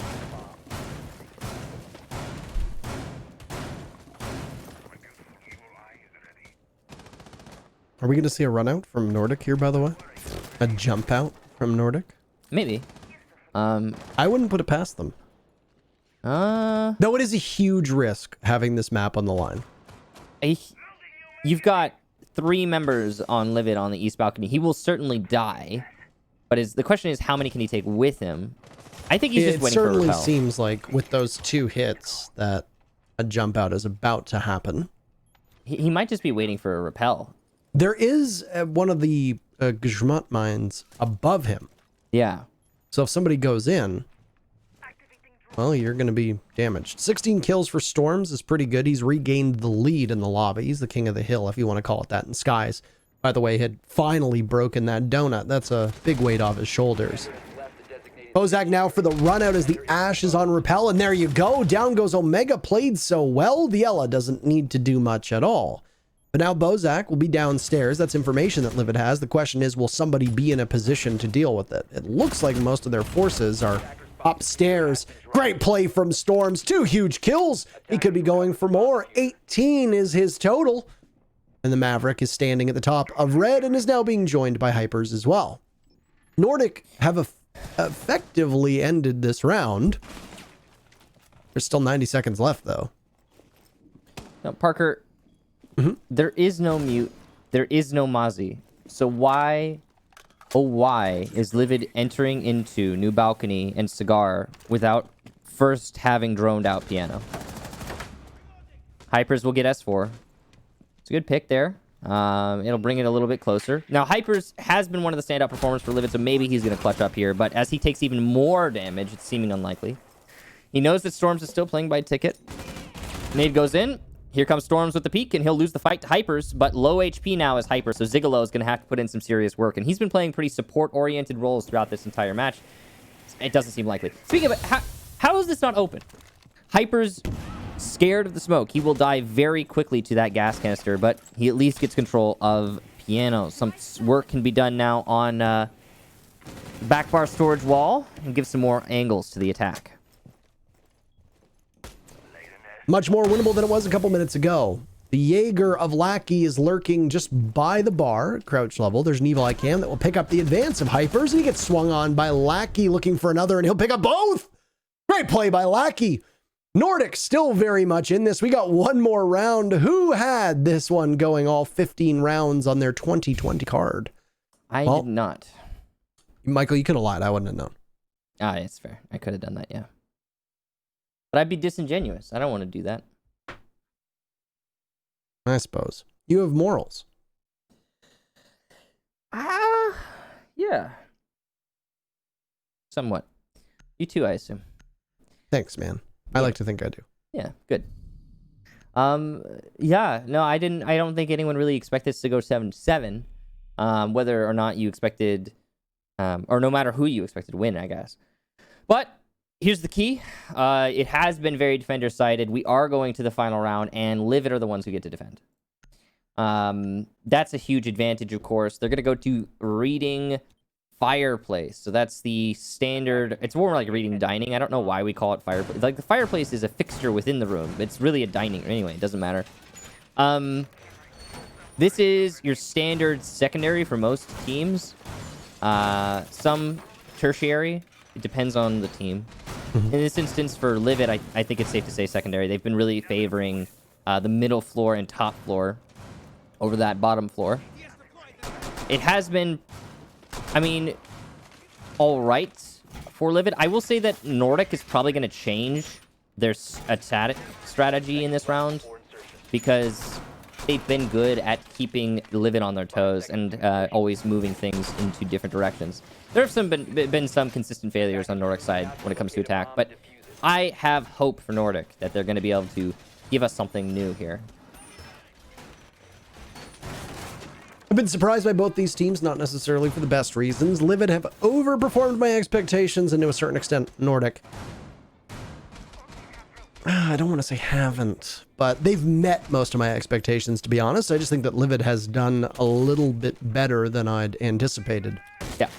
I do want to remind everybody that while we're setting this stage, coming into this, the reason why we are casting the way that we are is the fact that Nordic were, for a period of time, to me, the undisputed second best team in the Canada division. They now look like they are in a race, unfortunately, to this relegation spot with Livid, and as both of these teams are pretty evenly paced. The one good thing working in Nordic's favor is that this is Livid's map, so it is very possible that we see Nordic bounce back on Villa, regardless of what the result is here. Absolutely true. We could go to a 3-map series at this rate. In fact, it's seeming kind of likely.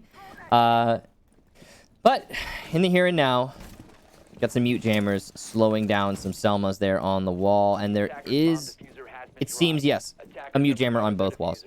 That will need to be taken care of. ADS clear there from, I believe, S4, which allows the nade to go in, which will get the mute jammer, which will allow the Selma to open the wall. And it'll get opened up as we haven't seen Kitchen in an eternity, as we are back in the reading bomb site. No play on that bomb down on the bottom floor, the sets of bombs, rather. So Nordic's entry with Skies and Lackey intertwined right now, waiting to possibly strike, as they are very close to the A-bomb inside of Dining.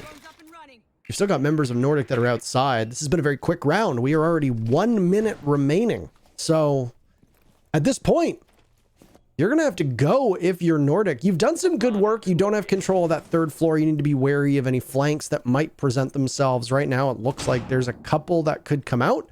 The big one is going to be Rowdy Owly, and he'll be policing the doorway into reading, making sure that nobody makes too much noise. On the flank is Hypers, exactly as a Nomad would do. Gets caught with an air jab. Sky sustaining some damage as there's a jammer on the wall of reading. It'll need to be dispatched. 1 kill for Hypers as Storms takes him out. Storms with 19 frags. He's not doing too bad of a job. Lackey punished over by the reading door, and now it's Bozak to try and determine the location of the remaining defenders. They're bundled up at the moment inside of reading. 3 of them, 1 inside of reading, 2 inside of laundry, watching these angles. Lackey down, now goes Rowdy Owly. Mark's coming out, 5 seconds left. Nordic will dominate the kill feed, but they're going to need to plan or else they're going to run out of time. S4 gets shut down at the last second. Zigalo wins it in no time left on the clock. He's obviously fired up, and Livid take map number 1. Zigalo, a huge save there from almost a monumental train wreck for Livid. Livid was in full control of that round after Hyper got the initial pick on the flank, but following that pick, everything went awry for the defense. The C4s poorly timed, etc. Honestly, that C4 was like 1 second too slow, 1 second too fast. It was really weird to watch. And then you had the top floor clear. Just the attackers just waltzed into Cocktail and cleared out to the Valkyrie up there. Basically everything went wrong for Livid, and then because of the limited time, Zigalo gets to save it. 21 kills for Storms, by the way, as Livid eke out a victory on their own map. We've still got Villa remaining for you, and if required, Oregon is map number 3. Don't go anywhere, though. We've got some commercials for you. And then, more Rainbow Six and Canadian Division action. Sit tight, don't touch that browser.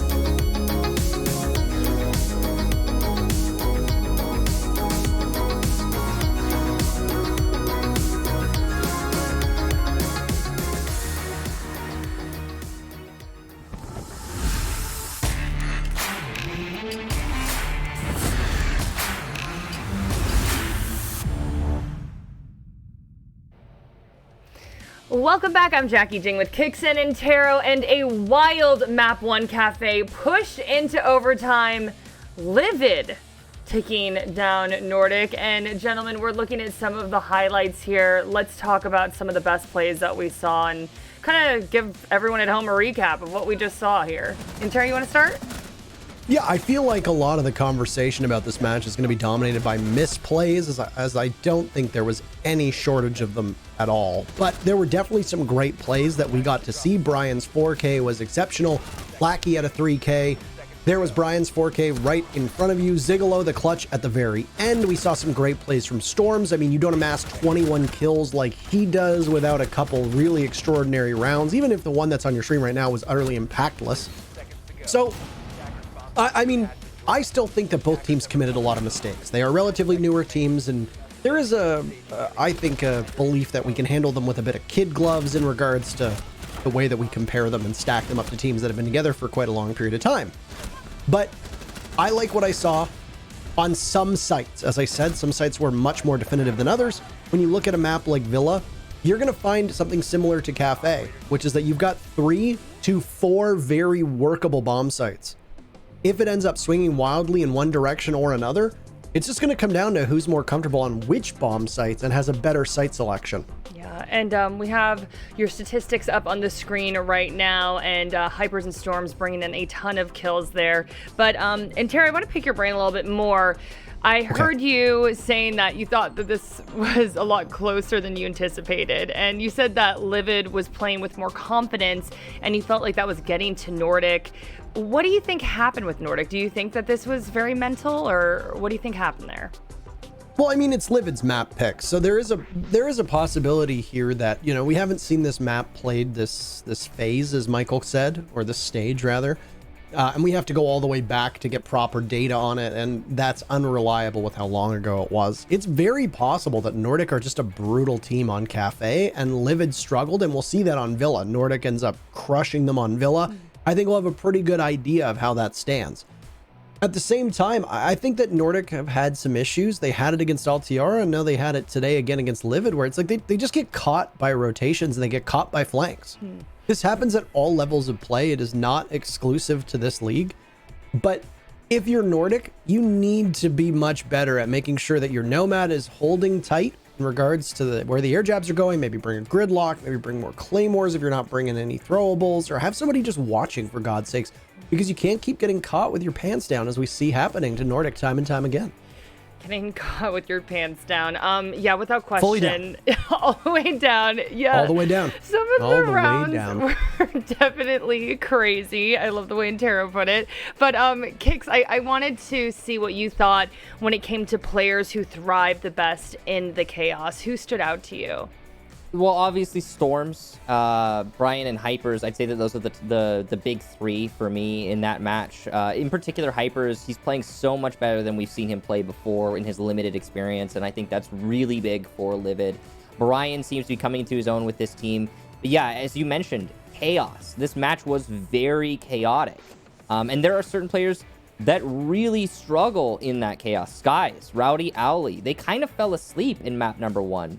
It's cool to see that we have a map where, maybe just a map, we'll see what happens in number 2. It's cool to see that we have a map where the chaos thrives, the strategy kind of goes by the wayside, but neither team relents with their gameplay. No one of these teams fell asleep and just, keeled over and gave up. And that's why we got to see such a close map. Hopefully, we'll see more close maps moving forward, but at least map number 1 was quite interesting. Yes, interesting is a word for map 1 for sure, but let's see how map 2 Villa plays out. Gentlemen, I believe that our teams are almost ready to roll here, so take it away. I'll see you in a little bit. Bye. Bye, Mel. See you, Mel. Oh, I thought you keep, every time you say that, I thought that you keep saying, like, see you now, and then I realized that you're talking to the koala. I was about to say, confused who's Mel? Every time. Anyway, Michael, we got Villa ready. Livid is going to be starting on defense. Now, something interesting about Villa, you noted earlier today in the preamble, if I remember, that Villa is actually a map that is doing pretty well for the attackers at the moment. Do I remember hearing that correctly? Well, yeah. It's one of the more attacker-sided maps in the U.S. division, through, I think, like 3 times being played or something like that. And And if you want to correlate that over to the Canadian division, you could do. I mean, the meta is somewhat similar, but yeah, it's on the attacker side. It's more balanced, certainly. Which is so weird to say, just because this used to be the most defender-sided map for a period of time, if you recall. All new maps tend to go this way. Clubhouse had that distinction for a while. Cafe had that distinction. I think it's Oregon now that is the most defender-sided in the entire map pool, if I remember. So you would be right about that. Yeah, 81% on the U.S. division for defense. I love being right, Michael. Well, anyway, is Livid going to put this one away? Are we going to have a 2-0 on our hands? That first map was not quick. We needed all 15 rounds. Are we in for the same back and forth tug of war matchup? Well, let's find out as we queue into Villa. Capitao and Thatcher were the attacker bands last time around. So far, we are halfway there. How much you want to bet that it's going to be the exact same? I mean, it's very likely. Usually when teams have less data on one another, they instead ban based on their own preference. And I think we're seeing that right here. The attacker bands now finished up. If it all holds true, we'll definitely see the Mira. Villa Mira is not as good as she used to be, but yeah, she's still polarizing. And still banned. Yes, still banned. Sorry, I was drinking something. And the Wamai as well, so it's When all you the say same. something. I was drinking... Why you be so secretive about it? I was drinking something. I was drinking water. It's like you're popping bottles in the club. It was flavored water, but it was water. Oh, it was flavored water. Oh, yes, sir. Was it White Claw? What? Because I heard, Michael, that there were no laws. What is White Claw? Okay. What is White Claw? All right. Well, Michael, only the greatest beverage known to humanity. I'm going to Google this. I got to find out White Claw. All right. Michael, when you crack open a can of White Claw, there are no laws when you were drinking those claws. I actually made that joke when Kaid was in play. I said there's no laws when you're juggling claws, and some people got it, but not everybody. Okay, so it's a seltzer of sorts? That's like a sparkling water with alcohol. Okay, got it, Yes. got it. I've never had one. And according to Jackie Jing, it is, and I quote, delicious. Yeah, she dropped a what? Oh my god, delicious when we were having that conversation. Yes, and even production said that I was correct. So I have the full backing now. Well, I wasn't disputing anything you Could said. we get a White Claw sponsorship? Well, Production, can you hear me? now that Face it, Ubisoft. I don't know what the likelihood is that we're gonna get an alcoholic beverage to sponsor this league, but I would say pretty low. You know what? I believe. I'm a pessimist though, 10 so seconds left. Parker is forever the optimist. I know a specific food chain that could actually sponsor this. Well, are you gonna say it or? No, I was gonna make a joke about the food chain that caused you to Oh right. get violently ill. Yeah.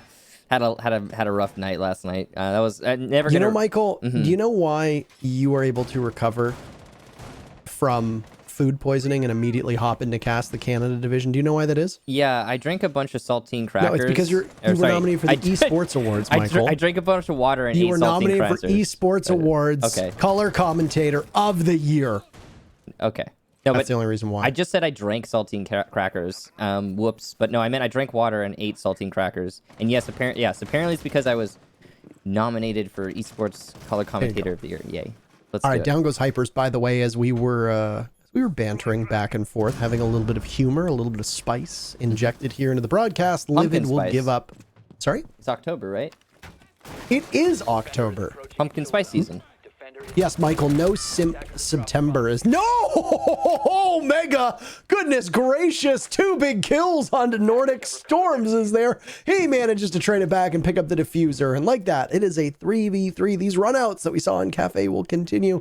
And interrupted my joke about no simp September. It's okay, Parker. I'm sure it'll find a delivery method later down the line. Or you can finish it after this round. But in the here and now, 3v3... and it's been pretty chaotic. Omega. So was it Lackey before who botched it as well? Yes. On the bow. Oh, Get the no. man off nades. Get the man. Just don't let him play Sledge anymore. Somebody else take the role. I'm sure there's Somebody one call person. BC. We got another student for the school. Yeah, he's got to The start. school of BC nades go explode, throw nades, good, explode well. Oh man, no. But BC, for those of you who don't know, currently one of the staff on Dark Zero and an amazing player. He actually is one of the most legendary nading players in Rainbow Six. So Lackey could definitely use some lessons. Unfortunate that we've seen that. Now, after that nade onto the Storms and Lackey, there's been a little bit of a lull in the action, and a staring contest has ensued. It was a drone, possibly a Valcam that was tossed out. Not entirely sure. Valcam, yeah. Diffuser being dropped, by the way, because Lackey knows he's not going to be able to survive any of those toxic canisters or plant denial, as there's still one remaining from Brian to huck on out. He'll look to do that. Missed opportunity, but that smoke canister shouldn't miss. We'll see. It's doing damage to Bozak. Finished up by Brian. Excellently played by the smoke. They're using his utility and gun to great use and effectiveness. Lackey with one, Storms another. It's Zigolo in a 1v2. Hog in hands, he's going to have to wait out. He loses the battle to Storms. I think he was shooting at the door. Not sure. Nordic take round number 1.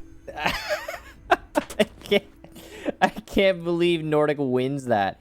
Well played to Nordic, seizing upon the opportunities that Livid handed to the attack.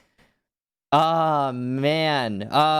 Every advantage there for Livid. Every single advantage. Plenty of denial in the gas canisters. I think they even had a C4, though I'm not going to say that definitively because I didn't see it. What was it? 20 seconds left when the attack started to hit the site. It was a pinch, to be sure, between Study and Landing, which is great for Nordic. They positioned themselves well. That's why we saw the lull in the action. Nordic wanted to maneuver 2 players over to top red or slash, some people call that Landing. And they got that rotate down. They still had the player inside of Study. The pinch worked out. But just one of those players on Nordic needed to die. Besides the planter, mind you. I know. Yeah, Bozak got eliminated. But just one of those players that was trying to cover needed to die for Livid to win that round. And both of them were on fairly low HP, so I don't know. That was pretty funny. Well played to Nordic, though. Massive props, landing some impressive shots. Yeah, good job to them. Over to trophy and statuary we go. I actually kind of want to see these teams do battle on Oregon. I do too. I mean, I'm getting obviously very ahead of myself, but right now, as much we don't cast in Europe any longer, so we don't have to deal with Oregon. I miss Europe. I miss casting Europe very much. Yeah. I miss casting. I like our job. Yeah, but I did enjoy casting Latin America and Europe. Yeah, it was nice being able to see all of the different leagues and have like a finger on the pulse of them. Now it's going to be like, imagine we do a LAN tomorrow, right? We have, I mean, obviously we watch as many of these other leagues as we can, whenever we can, but right. The finger is not as on the pulse as it usually is. It would definitely change a lot of the setup and prep, and I'm curious to see how that actually plays out. I'm pretty excited for it. It'll be very different. But yeah, I miss casting them all. Obviously, as anyone would. Anyway, here in the Canadian division. Also, by the way, also makes it challenging for me to make fun of Fabian. That's true. Yeah, it is much harder to go out of my way to do that. Yeah, you have to do research and write down notes and stuff. I mean, I don't really need to do much research to know that he's not winning, so. Ooh. Oh, what a shot from Hypers on the Storms. By the way, he hits just as well as I do. Fabian could learn a thing or two from that. Oh my gosh. Yes, Hypers has been consistently winning gunfights against Storms. In fact, he has been the Storms snuffer, stopper. Everybody else on Livid struggling to win fights against the man, but not Hypers. And if he continues to have that much success in those engagements, then Livid could very well win map number 2. And again, I know, as Parker said, calling a little bit early, but it is a major factor. It's been a consistent thing as well. Telltale call sign of the Alda as it pitter-patters away in the background. The take that's coming in from the attackers right now with Selmas in hand will be over by the wall into Master, and the grenade just barely missing as Zigolo tosses out the remaining impact he had in his pocket. That's the Selma removed from the wall. There's none left for Skies. This might be a much greater and daunting task for Nordic, as they're going to need to rush on in. Livid have a really good hold as it stands. They are a little bit spread out though, so if Nordic sweeps in and wins the gunfights on the bomb site, Zigolo will be a big one of that. They can continue to exert that pressure. There won't be that much that they can do against it. Brian is able to avenge his teammate though as Lackey falls. It was a kill onto Omega, and now the next one to dance with death is going to be Zofia, but a flank from Hypers as he was down by Astro Stairs. One for Rowdy Owly, and it seems like most players on Livid are going to get in on this. You just need one more kill. Could it possibly be a team ace? Is that even a thing? Can they do it? We'll find out. S4 will toil inside a Master. He can't hit the targets. There's 3 of them lined up. He might not even get punished, but he's going to take the engagement. Clock at 0. He stays alive inside a Master. Doesn't matter. The timer running out gives Livid the round. Great job to S4 there, saving the op, making sure it carries forward into the next round. Now, that's a good defense there from Livid. I love their patience on the setup. You mentioned it, Parker. They were doing a great job of just waiting things out. It's a great strategy in ranked. It's a great strategy here. If the attack doesn't have an actual way of executing onto the site, then just let them fizzle out. Don't give them any picks, and Livid did that well. The hard destruction was the major problem, obviously, for Nordic there. After their aces were foiled by the impacts, they had no answer. I didn't see exactly what happened because we were actually looking at something entirely different when it was happening. But I believe the ace used 2 of his Selmas at once and the impact caught 2, which meant that he could fully impact trick the wall because there's only 2 impacts on each player who has them, mind you, if you weren't familiar. And there are 3 Selmas on ace. So in theory, if you have 1 player impacting and you have 1 ace acing, then ace can throw 1 impact. Okay, you can't say that. Throw another impact. Ace acing. Okay, ace Selma-ing, hard destructing, whatever. Okay. 3 is greater than 2. Ace should have been able to get the wall open. I think he bungled it. I didn't see it exactly, though. That's just an assumption based on what happened, based on the wall not actually getting opened up. Either way, mistake for Nordic. They should have had a contingency. And right now with the hard destructor bans, yeah, there are none. So they could have certainly had that contingency if they chose to bring any other hard destructor.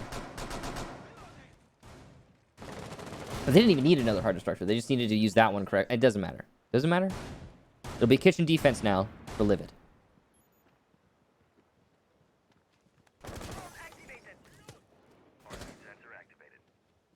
I have no idea the pacing of this matchup so far. It's hard to get a handle on. What pacing? I mean, exactly. I think that was kind of the point. No, I'm adding, yes, I'm with you. I'm with you, Parker. Thanks. This is pretty standard for a kitchen defense, though. We just saw Trophy Statuary as the bomb site, and most of the defenders are lined up as if it were a Trophy Statuary defense again. Ooh. Good pick there for Omega. Down goes S4. So your air jabs, unless already placed, will no longer be. That's going to allow for potentially some flanks later in the round. Ooh. It gets worse as Brian will C4 Lackey from below. So Livid, round number 3, already an assertive man count advantage. This is not the entry that you want from Nordic, but that's not going to make it get any better. Zigolo absolutely pulverizing Bozak. I think Bozak was trying to find some repositioning, but that's the strength that comes with the pulse, and you know that he's going to be able to lob a nitro cell up and find its target, especially if you're struggling with whatever debris or accessories happen to be in your way. So now it's incumbent upon Skies, who hasn't been the most confident in his own gun skill. I think he only had a single kill through 15 rounds of Cafe. That is just frankly not good enough. He's got Storms with him, and Storms was the top fragger in the lobby, so you've at least got some ability to punish the defenders, most of whom have fallen to the bottom floors. That's where the bomb site is. The Goyo is taking guard upstairs, and oh no, that is not what you want out of Skies. He misses his shots. Rowdy Owly is able to capitalize. Owly doesn't even take a single point of damage as Skies was looking just a bit too far north. As far north as the North Star goes. Storm's inside of Astro. He doesn't have that diffuser. He's just going to have to go for kills now. He's going to run into none other than the Jaeger. Wins the fight. Still on cams, but there's 3 more bodies from Livid. This just seems to be prolonging the inevitable, given the fact that Storms will have to either play the objective or just simply go for kills. You might as well pad your stats, see if you can break 20 again. 5 seconds left. He might actually stay alive on this one. He doesn't know where anybody is. And there you go. Once again, timer will run out. 2 rounds in a row that Livid have just needed to sit back and wait. They were passengers in the final 30 seconds of both of those rounds, but they have the lead. All right, Storm's clearly really frustrated and hungry for those kills. The mechanics on display there from Storms were impressive at the very least. Well played to him, even though he didn't win it.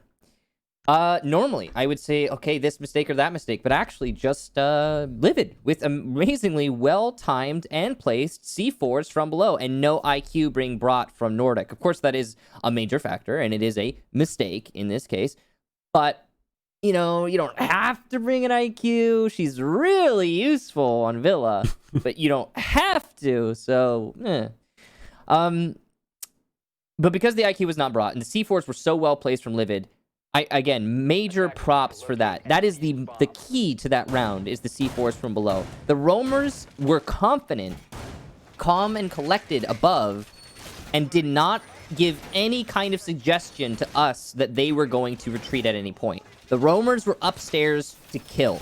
It's a very different roam than what we're used to seeing on that site. Normally, it's a delay strat, but not with Livid. And the reason they were so confident was because of those C4s, because of their confidence in their teammates to detonate them at the right place at the right time. And exactly that happened. So that is well-coordinated setup upstairs for Livid. And it is actually, in my opinion, that was probably the most well-executed round we've seen through this entire match, specifically by Livid. And yeah, again, an IQ could have thrown a wrench in those plans if she were there. That is one of the more minor mistakes that detracts from the success of a round, in my opinion. So let's just let it slip by. Yeah, they really did not let up at all on that top floor, and they were able to hold it for, I think, a considerably long period of time, obviously to their benefit. Well put together, as you talked about, and a fairly decisive round going in their favor. So the only site that we have seen played by Livid so far that they have not been successful on is Aviator. Living Room and Library have not shown up yet, so yeah, I mean, we'll wait patiently to see if it does. With the way that these teams were treating bomb sites on Cafe, I think things are relatively ordinary, but it was a surprise that we didn't see Kitchen at all on Cafe. It wouldn't surprise me at all if we don't see it, or if we don't see Living Room Library here. That was some pretty decent utility, but I think the ADS was mispositioned because it was farther behind the shield, and you could see that Nordic knew how to tackle it, as that grenade isn't going to get caught by an ADS. It just blows the shield right up. You got 2 options with your ADSs. You can put them farther forward, which means that it'll always catch everything, and there's no way they're going to be able to get the shield until they burn the ADS. Or you can put it further back so that it's harder to burn that ADS, so it's more likely to persist for longer. For example, those stuns detonated because they didn't make it to the ADS. But if you do that, which is what we saw Livid do, it also means the explosive could be placed just out of reach of the ADS and get the shield, which is exactly what we saw. So yeah, you have to figure out how you want to juggle that, how you want to handle that. Because the Wamai is banned, it's generally better to place the ADSs in safer spots, but in this case, it didn't work out for Livid. Anyway, Ash Charge will clear out the ADS on, or rather, the Evil Eye, I believe it was, on 90. So that's information I think loss. it was the shield, wasn't it? That they were... The shield was first, then the Evil Eye on 90, yeah. Yeah.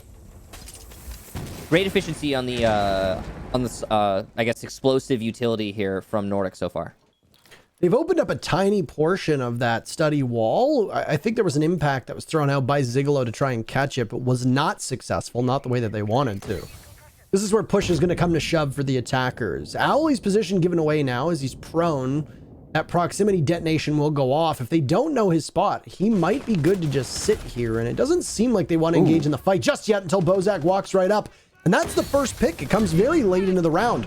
Aviator so far going in favor of Nordic. Still time for Livid to be able to come alive, but as of right now, the attackers have pretty good control, and Bozak, all the confidence in the world, but he loses the fight to Ziglo. Brian, emboldened as well, finds one. Sky's going for the plant, means it's going to be a 4v2. Somebody will need to stop him. Down goes S4. Skies will be able to get away with this one. Lackey covering perfectly. Out comes the shotgun, but it's low ammo. 2 bullets. That's it. Making it count. 1 for Brian. He's absolutely leveling everybody. 5 kills. The Malusi dispatched, but Zigolo with the clutch, and Brian will finally get the kill he wanted. 6 on the board for him.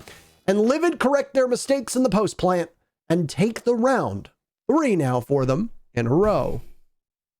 Beautiful play there from Brian. A nice retake onto the bar. Honestly, I was a little bit scared for Livid when the gas canisters ran out and the bar was being planted behind for Nordic. You'd think that that would be the final nail in the coffin, but because Nordic was so lackluster on their coverage, they weren't able to hold that post plant. Further, we saw some really aggressive play from Bozak, who tried to push into gun vault when his team had control of the bar. Not necessary is the phrase I would use to describe that. Zigolo got that pick nice and easily, as it was a really brazen face check of the vault door, and well, the Alda is going to win more often than not at that kind of engagement. So, well played to Livid. Nice hold on the bar. Big ups to Brian and Zigolo for taking that one between them. And Nordic, a lack of lethality in the post plant, but also in just covering for the plant to happen in the first place. You got to feel for Nordic with how close they came on map number 1, and now a couple of these rounds, I mean, I suppose round number 4 is really the only one where they've come close. Rounds 2 and 3 were very much Livid's as they played on time and exhibited great patience. This Livid team has obviously made some significant improvements over their match last week against Mirage. Either that or Mirage is just a much more formidable team than we had ever really conceived. Both are possible, by the way. I do think it's that Mirage is just that top squad. I really do think that Livid's starting to grow a lot. I mean, I think the proof is in the pudding, right? We've seen that today. And I think Mirage is so far ahead of everybody else. And the reason I would say that they're so far ahead of everyone else is because of their first-hand experience in those qualifiers. I think that those kinds of experiences change teams. Early kill here for Storms. Hypers goes down, and the player who usually wins that fight is actually losing it these days, or I guess these rounds. It's actually kind of crazy that in this lobby we have a Hypers and a Skies when we have Hyper and Skies on Dark Zero. It's true, yeah. It is a little weird. It does suck for both of those players, but it gets to a point where I think you kind of need to rebrand at some point, because imagine Nordic playing against Dark Zero. You've got Skies versus Skies. Yeah, if that ever happens. Yeah, that's it could happen. It's conceivable. I mean, they all both divisions are under the North American League, so yeah. And if Nordic qualifies for the mini major quals, and we see the same from Dark Zero, if Dark Zero has to go through it yet again, it was Mirage last time, obviously, but none of the 5 players on Mirage have names that line up. Oh my goodness. Oh. Zigolo has no idea how close he just came to certain death. Death from below instead of death from above. That was, really hard to watch, just because it was the timing on the strafing from Storms. He was expecting someone there, then strafed off, and then the cross happened from Zigolo. C4 used here from Rowdy, way too early, and Storms will continue. Way too short way too short, way too early, and Storms will push up the staircase. Now he doesn't have very much utility left. He's still got 1 Ash charge, so he can get rid of that wub at the top of the staircase. But he's gonna have to exhibit some patience, wait for the rest of his team to line up and get ready for this execution. Further, he'll need to make sure he doesn't get flanked from Rowdy. Livid have done a pretty good job, by the way, of recovering since losing Hyper, and now things are back to even, as there's a kill from Owly, as you were talking about. Rowdy Owly making his way up the Astro stairs. One of the best players for Livid and one of the best players in the lobby, Brian, is no more, and neither is S4. These teams will continue to trade back and forth. Sky's going for the defuse, and there's an impact grenade right behind him. Pinged away. This is such bad timing. No coordination from Livid as they all just get pounced upon, and in the post plant, just as before, but this time a different team. Nordic are mighty fine. They have the objective down, and Omega will need to retake. This is going to be extremely tough.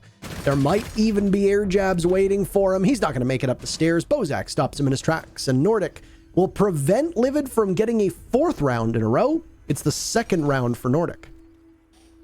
Oh, that is so rough, because you can tell that Livid called that the attackers were planting on one particular side of the bomb, and it wasn't effectively communicated. They must have used left or right side of the bomb or something like that. They should have used a compass call, because then the impact would not have missed. In situations like that, a compass call will work way better, just because they're not in a rush. They just need to make sure they're accurate. It's so unfortunate that the impact went onto the wrong side, the exact wrong side of the bomb chassis. But what it is fortunate is Nordic's chances have gotten much better after winning that round. Livid will still certainly be in control. Still. But they can lose control here. Nordic can get a 3-3, and if there is a 3-3, as much as Villa is a pretty balanced map overall, I still say that's really good for Nordic.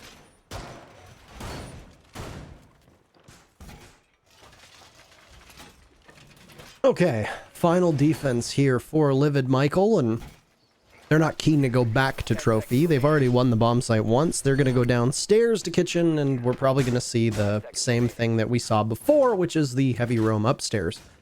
You complimented them previously on this bomb site for how good they were. You called it the best and most coordinated that we'd seen out of Livid. Yep. And a lot of it came because they did not concede that top floor one bit. They were very well organized in the back of Trophy. They didn't really have anybody needed in statuary. They were able to control Armory, or sorry, rather Astro, not Armory. All in all, it was a very solid hold, and then they had the great play from below, especially the Pulse, which prompted you to say, well, maybe you could bring an IQ to deal with that. Nordic have a lot to try and work through, but the good news is that they should understand the way that Livid played off that previous defense and will aim to fix it. I imagine they will, given that last result. Storms is going to be entering solo into Closet. That seems to be called out there by Zigolo, who has the cardiac sensor below. You can see the pre-fires coming through the wall as a result. Once again, this appears to be that hard hold setup for the top floor. At least 3 defenders up here. Down goes one of those Melissa gadgets. Lackey will get the first pick onto Hypers, who has been consistently the initial pick for this map. That's unfortunate. Storms eats a lot of damage, but no death, and he'll persist on low HP, but still there. And knowing Storms, he's going to land those headshots. C4s are missing this time, so not a great result so far for Livid in the first half of this round.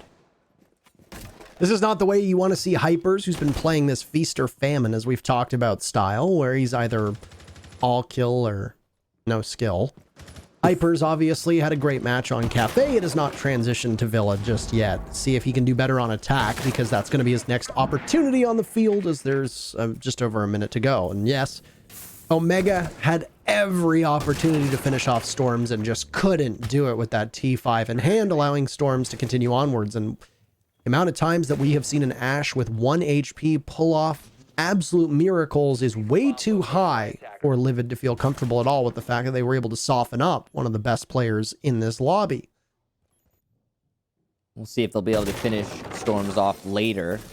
For now, it's just soft destruction galore upstairs. They're going to be opening above the anchors, making them rotate around, seeing if they can catch any of these defenders in those rotates.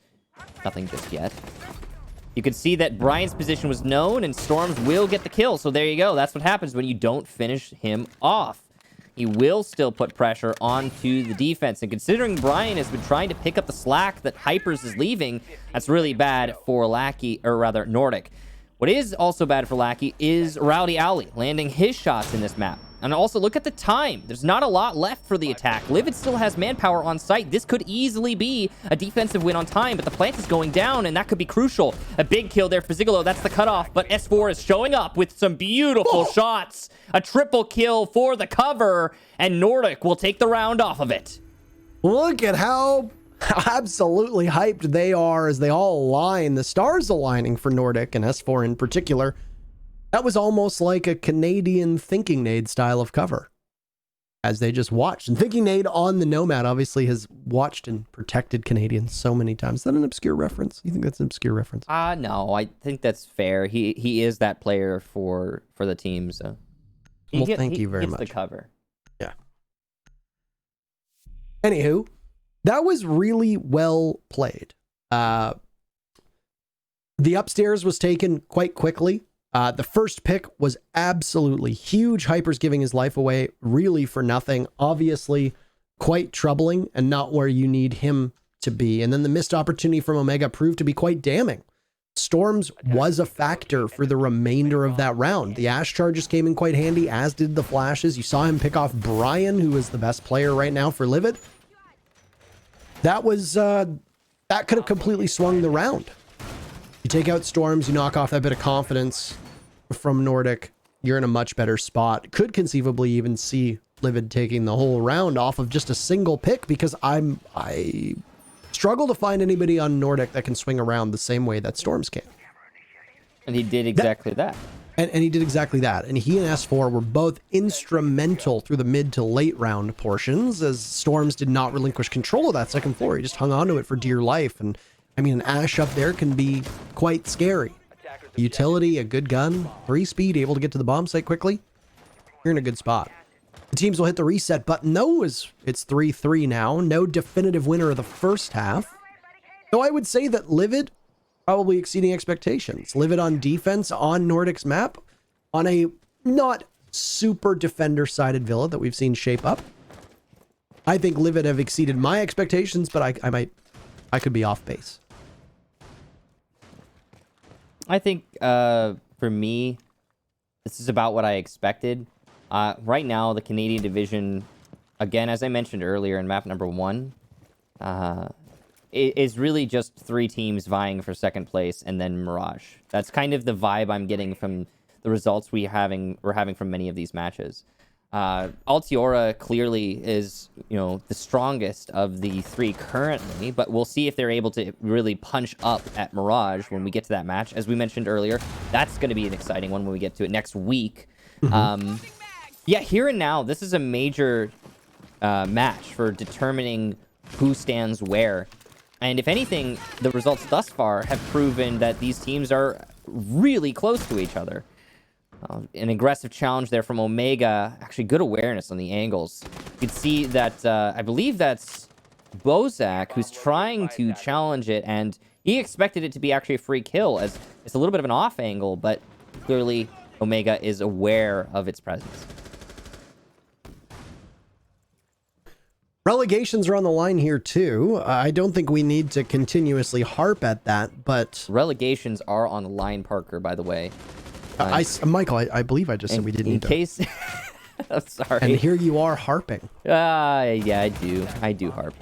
What a play by Storms. Gets very aggressive on Rowdy Owly, and he'll camp out on that diffuser dropped inside of the doorway to Laundry. So the first pick for Nordic, as they will continue to play quite well. Obviously picking up from where they left off. Livid controlled the midway point of the first half, but then Nordic came alive on those final 2 rounds. Already a strong start. That's going to waste some time, though, as the attackers will now need to go pick that one back up. You have to be very wary of somebody in that spot. Might as well go on to drone here, and a swing from the Malusi will not pay off. A really bold play from Storms does not get rewarded at all. The one thing is now that diffuser's been picked back up, you can clear through that ADS and continue to push forward, and Hypers will get 1 kill. Omega gets dropped by Lackey. Both teams now finding themselves into a 3v3. Diffuser going down. The Valkyrie swings out, but a Nitro Cell connects from Skies. A huge double play. Now it's all up to Hypers, who's going to have to charge into the bomb site. That one miss from Brian just derails the entire round, and a 3-piece from Skies will send this round home. Nordic with their first lead since all the way back in round number 1. Oh, I'm happy for Skies. He needed something to build his confidence because throughout this entire series, he has been playing like... Oh, what's something scared, Parker? A scaredy cat. He's been playing, you heard it here first. He has been playing like a scaredy cat this entire match. And finally, he gets some success. A big round there for Skies, denying the plant as well as killing the cover, and then getting the final kill to boot. So that's going to hopefully put him in a better mental space, allow him to play his own game, because he has been looking like he's been looking like he's trapped in a corner. Now, not so much. Good for him. Now Nordic take the lead in this map, 4-3. That last round, some weird plays from both teams. The Diffuser getting down inside of Laundry. Big ups to Storms for that. Good aggressive play. The major difference between Storm's first aggressive play to get the Diffuser down and his second is that in the first one, Storms had his gun up. In the second, he sprinted into his enemies. That's not likely to work for him. It didn't. Storms died to Brian, who was like, "Oh!" and then killed him by reaction alone. Not expecting Storms to play in Laundry. And again, major difference. If Storms had his gun up, I'm sure he would have probably gotten more kills. 5 seconds to go. No matter how you look at it, though, the success speaks for itself. Attackers are moving. Well done by Skies. He has been, in this match, I think it's safe to say, an anchor tied to the foot of Nordic, and not in that round, coming up big. Yeah, I think it's very fair for us to highlight the misplays that we see as well. And Skies he has 4 kills, I believe. through 22 rounds. Something like that, yeah. I think it's 4, because I'm pretty sure he got 1 in the first map, Yep. and then the round count we know for sure. So there you go. Yes. But those 3 kills they just got in the previous round were very impactful. Very, yes. I mean, if he were not there, the plant might have gone down. Post-plant, very different story. So, good job, Skies. Well, if he can continue to heat up, then this one might be able to get put away by Nordic, as Livid is, as you can see at the top of your screen, up by 1 map. And oh my, what a shot from Lackey inside of Master Bedroom. Take out Omega. The Ashe is gone, and Ashe is a utility operator right now in the meta as she stands. That is not the start they need. Certainly not, yeah. That the reason she is, of course, you need those stuns to clear out ADSs and magnets, in this case, just ADSs, and you need the explosives to destroy things. Good pick there from Hypers, and a nice shot threading the needle from Brian. Now, Livid suddenly find themselves with the man advantage, where once Nordic had it. Not too long ago, actually. Just a few seconds. The more pressure now on Skies, Lackey, and Storms. Lackey and Storms have been standout performers for their team, so this is certainly not a done deal for Livid just yet. One advantage the attack has, at least, is the Evil Eyes and the smokes are gone. That's all of the denial, apart from Skies' is C4. So will we see history repeat itself so immediately? Possible. We'll wait and find out. First impact trick there for Storms. He gets rid of the first Selma, and there's the second Selma. Now there is a third Selma, and no more impacts. Crazy how nature do that. And the wall will get opened up, with still plenty of time for the attack to finish their execution, as Hyper picks up his second and third kill. Beautiful shots there from landing. Now it's just Storms. Is that another Selma that'll go off and manage to take some of the wall? Shot from the back as the Malusi swings out, but it's all over. Rowdy Owly will answer back, and we are back to a 4v4 or a 4-2-4. These teams are just currently absolutely unable to shake one another, and it just goes to show how even they all are. Hypers in particular are starting to heat up for his team. Livid desperately needs that. He was relatively absent on defense. He was taking up space on certain parts of the map, but wasn't finding the kill sheet the way that they needed him to. He's been significantly better through these 2 rounds on attack. And those two really early picks, I think, really set the tempo for Livid. Yeah, they could have continued to get dragged down by the fact that they lost Omega. You lose your Ashe. That's some that's some soft breach. That's a hard counter to the utility soak meta that you can see. She has those 2 breaching charges and 3 flashbangs. Or I guess breaching rounds. I tend to use those interchangeably, even though they're obviously very different. I like to say Ashe charges or just charges. I try to do that. What stops you? I'm a sucker for specificity, Michael. I mean, you can use any terminology, really. I think everybody gets it. Quickly, by the way, if you guys are wondering what happened with those Selma charges, you know how they descend slowly?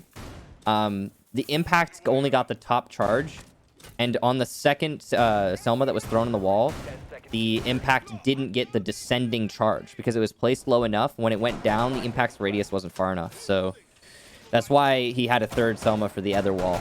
Just to clarify that in case anyone was confused. That's correct. Yes. All right. Well, back to the same bomb site. They are going to go as it was it was Kitchen to start off with, and now Aviator again. Trophy Statuary is being neglected. So that stands to reason. That's pretty simple. Played twice when Livid was on defense. Lots more denial being brought here. So you've got the Kaid Electric Claws. As you can see, the electrical currents going through the walls inside of Study. This is going to be a little bit more of a challenge for them to be able to take those Electro Claws off. I think that's an Ashe charge that's going to go over towards the deployable shield at the top of main stairs. I don't think it hit. Oh, it did miss. That is troubling. Bozak in that spot. He's going to be rock solid and sturdy. It's going to be very tough to be able to remove him. Yeah, shotgun blast at that range should one-shot, whether it be in the hallway or the staircase. This is a 2-for-1 hold position here for Bozak. He's got the information and advantage on the peak with the shield, so if someone pushes from Study, he's got it that way. And then the shotgun should just, well, as I said, one-shot. Oh, no, another missed Ashe charge. That is terrible for Livid. And their chances begin to dwindle. Well, Parker, we may note the fact that Omega as an early pick last round was crucial. In this round, he's still alive, but he doesn't seem to be helping very much. Yeah, not ideal there. So, utility operation of Ashe, not as utility heavy as you could imagine. They managed to take the Electric Claw off, and the impact tricking that could have been present won't be, as now you see some of that wall get opened up, and it's an attack from the Kaid onto the balcony, but doesn't land any of those shots. As you can see, might have done a tiny bit of damage to Hypers. No reflex test onto the Ashe. Zigolo trades out Bozak. He'd been moved off of his position, but now the Maestro is there to greet one and look for another as well. Sky is doing a punishing amount of damage before retreating into games. Rowdy Alley takes out Storms right in front of the Maestro, who could be the next in the line of sight. Livid with an advantage, though they will lose it immediately as Brian swings in and is greeted by the Malusi. There's S4 getting a kill, traded off by Hypers. Oh. Hypers another one. Oh my goodness, he's been so good there. And Zigolo with 1 HP finishes it. Livid back on top in this seesaw of a match. Expect overtime, by the way, if you're watching. Hypers obviously very happy with those shots. 5 rounds for Livid, 4 for Nordic. All right, well, we didn't actually see the engagement, but I could tell by the location of the players that Hypers just killed that it was really impressive gunplay from Hypers. Am I crazy, or is there like a tiny little... I must be crazy. It must be the pixelation of the... Yeah, what? I'm crazy. I thought I saw a little eye underneath Nomad's right eye, or her, technically, yeah, her right eye. But no, it was just the pixelation of the feed. Anyway, sorry. Impressive shots from Hypers there. Even though we didn't see them, you could tell from the location of the players that he killed that they were impressive. And I think that the good night is probably earned. It's probably earned. I mean, we have to have a ruling on these types of things. But again, we didn't see the kills, so it's hard to say. Either way, I think that Hypers and Rowdy had some really impactful picks there. Nordic did have a distinct advantage, and they kind of squandered it. The fact that the smoke didn't get anything out of holding top main, and in fact, Skies had to compensate for that by pushing up books, That's unfortunate for Nordic. Sky's lost a lot of HP in that push and then was pretty easy to pick off later in future engagements. Overall, a step less than you would expect Nordic to get out of each situation that unfolded there. Defuse a bomb. All right. All right. As good of a time as ever to now pivot towards kitchen as we get round number 10 underway. I am feeling overtime. What do you feel, Michael? Yeah, I mean, it's definitely seeming likely. It's not definitive yet, but yeah, I could see overtime. Yeah, I think overtime is... I mean, if Livid wins this round, I think the likelihood of overtime drops to pretty much 0. If Nordic wins, I think we're definitely going to see it. I don't foresee either team winning 2 in a row after that. Yeah. But who knows? Crazier things have happened. I will say this map has been pretty crazy. The early picks, for example, have been weird. And we're seeing both of these teams line up to get those early picks right now. It's a good cutoff from Livid. I will say this, I don't foresee Nordic winning 3 in a row to finish this off without overtime, so we could be in for a potentially long match here. We'll just wait to see. I think that's a miss. I can't tell. That's a I think that proximity was supposed to go through, but whoops. it just got shot anyway. So yeah, I mean, that's a stroke of bad luck for Bozak. Oh no. I mean, yeah, at least it's just a proximity alarm, right? So he's not stressing it too much. He does have a Valcam in that hallway, so there's some information. The charge will go in there to clear out anything that may be inside of stock, and Selma's will go onto the wall later to open up that wall. See if they can burn out any ADSs that might be over in that area. Wamai is banned, by the way. In case you don't look at the top of your screen, you can see he was banned by none other than Livid, so they should be able to play around this on attack. Knowing how to deal with it, it might be a hindrance to Livid. Is Memo clear? To Nordic. Memo is clear. They're playing it extended on long angles. Just a weird setup. Nitrocell gets tossed out, by the way. Does not connect with anybody on Livid. This is a very slow round right now, but a good methodical clear that we see happening from Livid. Nordic is not giving anything up. They are not getting too aggressive, not taking any engagements they don't need to take. Beautiful shot from Storms. Punishes Rowdy Owly. Diffuser is down, and now it will require a course correction from Livid. We'll have to go grab that diffuser and get onto the bomb site as quickly as they can. The Jaeger spotted as both Hypers as well as Brian are there, but Brian gets caught looking the wrong way by Skies. Nordic should be able to put this round away. A 2v5 right now with Livid trailing, obviously. Down goes Lackey. Ash felled by Bozak. So you're going to need to reset if you're the Zofia. Won't be able to do it. No withstand happening. Nordic will tie us up at 5 apiece, and there you have it. It looks like overtime, Michael, is going to happen. Certainly does, Parker. So that setup was really interesting. Nordic went for a living room setup. They opened up the wall into Memorial to make it an extended hold. And basically, Livid walked into a crossfire. So they droned out that Memo was clear. Someone on Livid was like, guys, they're not holding Memorial. We could just walk right in. And that person who made that call failed to also say, hey, they opened up Memorial Wall for some reason. And then that didn't get communicated. It didn't get thought about. And then Livid walks into a crossfire and dies. Nice bait and switch there for Nordic. Memo is generally a powerful position for either team to hold, attack or defense, and usually offers a platform to attack onto the site. But because Nordic are playing in living room and we're actually turning it into that bait, well, the plan worked. Livid will have to think better of that next time they attack on the kitchen if we get to another Nordic defense of the kitchen bomb site. Right now, it'll be a living room. Finally. Yeah, it took a while. I was waiting for it to show up. I do like this site. I think it's always a little bit of a... I feel like Villa can get pretty mundane, and then this site is always interesting. It's always something new. The way that teams have been taking it recently is they've been taking the 2 walls next to that grandfather clock and trying to march into the living room portion instead of going for library. It also requires control of kitchen. There you go. You can see it. Look at those 2 walls. In between the armoire, the hutch. Okay, hang on. What is an armoire? It's that, Michael. The dresser? An armoire Okay.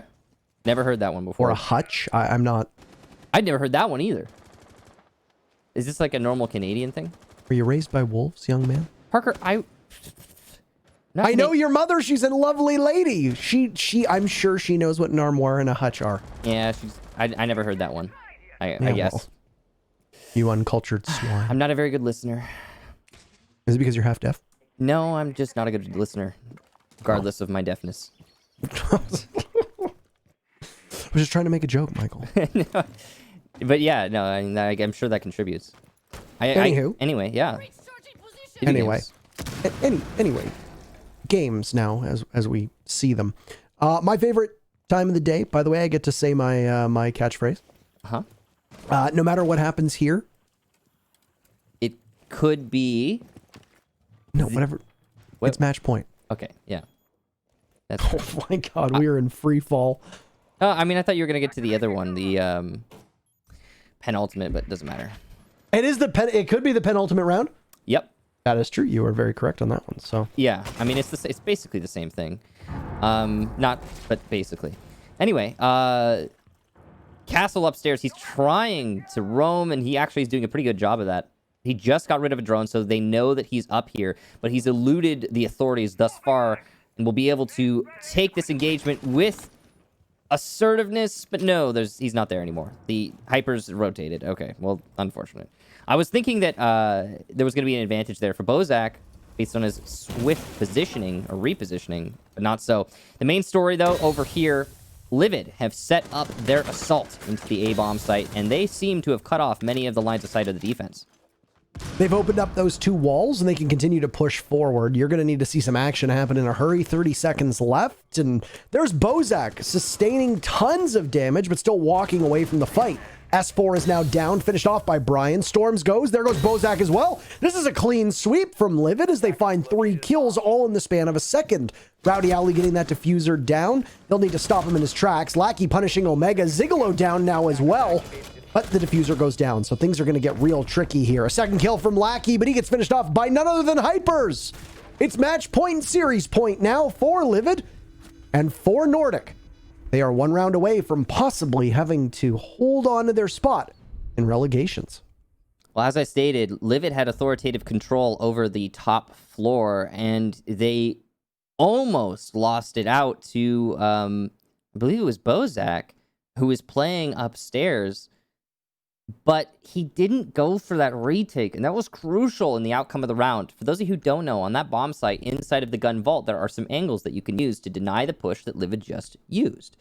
But because those angles were cleared out by the roam clear of Livid, or the authorities, as I said, Nordic lost control of their bomb site. Nordic tried to play the long angles deep inside of library, but obviously they'll have a distinct disadvantage given they're up against assault rifles and much more high magnification optics. A rough setup there for Nordic, given that they lost top floor. Generally, when roaming on that site, you don't play it as a delay tactic, but actually as a we need to hold the top floor. Nordic didn't do that, which I find curious. All right.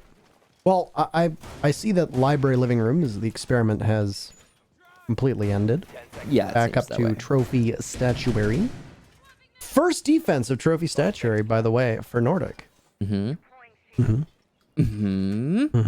objective is to locate a bomb. Yes, I am claiming affirmation here. It is the first defensive statue. No. You can claim it. It's yours. Yes. The It's all mine, Parker. I was gonna make a respect my authority joke, by the way, when you were talking about authoritativeness, but there was no time for me to jump in. I mean, I do know that one. I know that reference, Parker. Oh, thank God. Are you proud of me? Michael, I'm always proud of you. Thank you, Parker. Just like how I was proud of you when you were nominated for the Esports Awards Caster of the Year. Oh my gosh. We have to wait till you get nominated. But I bet it'll probably be next year, and then now I have to talk about it all the time when it happens. That sucks, eh? Yeah, I can't wait. Anyway, congratulations on your nomination for 2021, Parker. Thanks, Michael. I appreciate you. Anyway, this is actually a very good spot for Storms to play in as he takes out Hypers.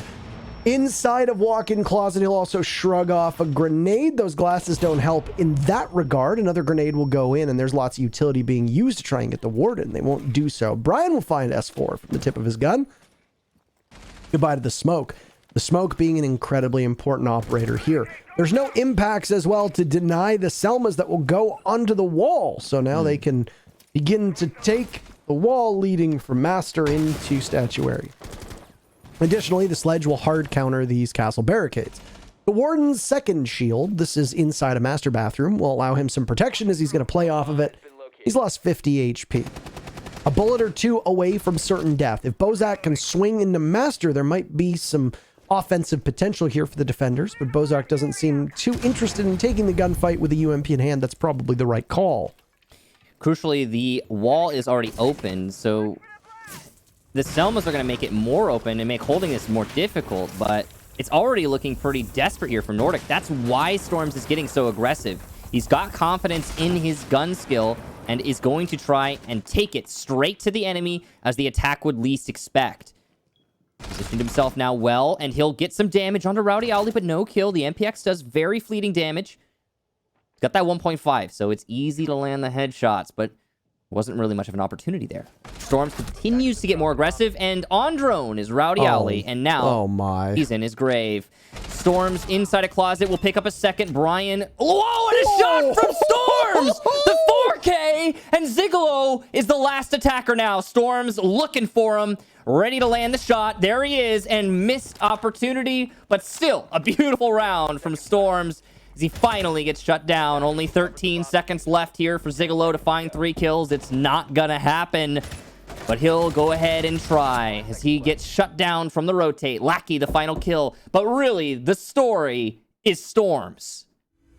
You know how we've talked about how Nordic looked like they were a little bit lost? Well, it certainly seemed like the same thing from Livid there, especially as Rowdy Owly took some damage. You should have expected somebody to push into Master. I had originally thought that it might be Bozak, but Storms is the man to pull it off, given the way that he's been playing today.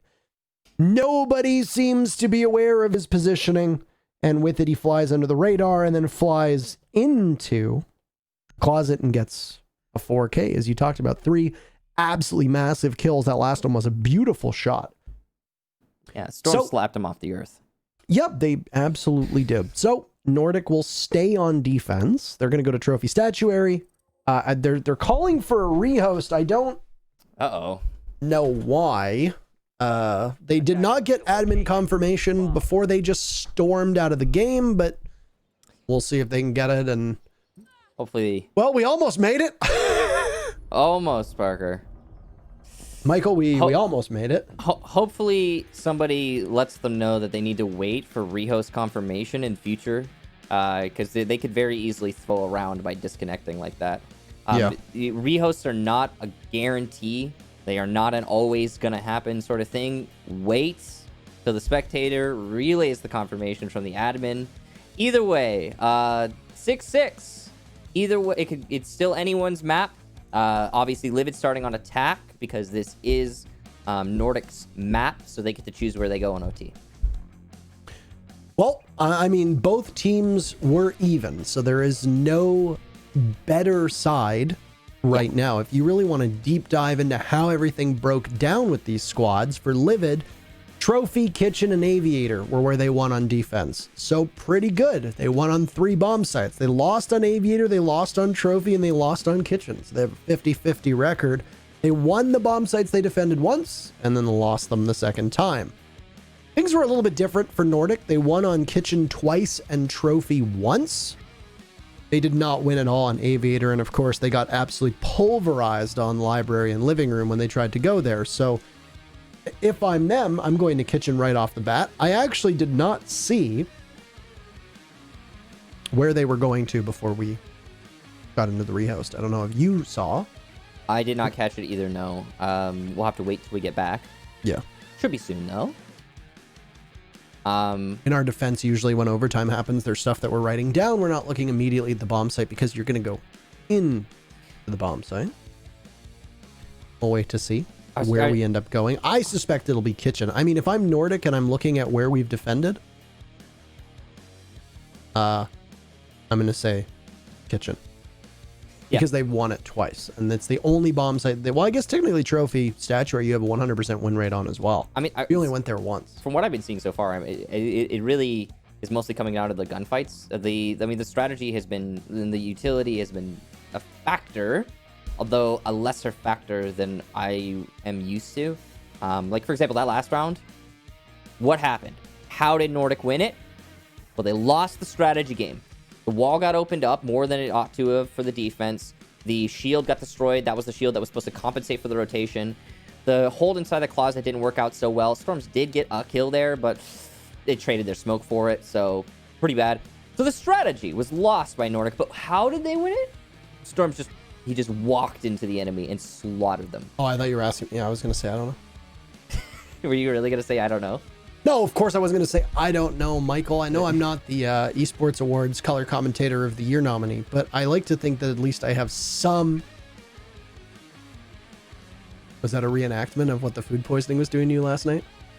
Sure. Yeah, why not? What did you eat, by the way, that caused this? Tell me all about it. Tell me about it. It was a burrito of sorts, and it had some, like, I think someone told me they were like Fritos, but there was like some really red thing in there.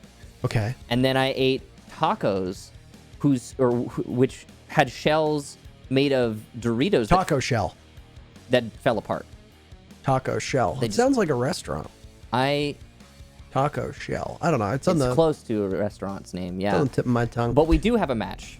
We do! Round number 13. So we're going to head on into overtime. Woo! Overtime. Nordic again starting on defense. Defense. Oh, wait, we're not... Yeah. Anybody. It sounds fun to chant it, doesn't it? Defense. Defense. Yeah, they chant it at sporting events, Michael. Yeah, have you ever done that, by the way? Which part? The chanting. Like, you ever gone to like a sporting event and like? Yeah, of course. Oh, okay. Because I don't think I ever have. I can be a sports guy. I can't be a sports guy. Why not? Woefully uneducated in the sports aspect of life, unfortunately. Well, but anyway, Nordic. Michael, maybe when life returns to Earth.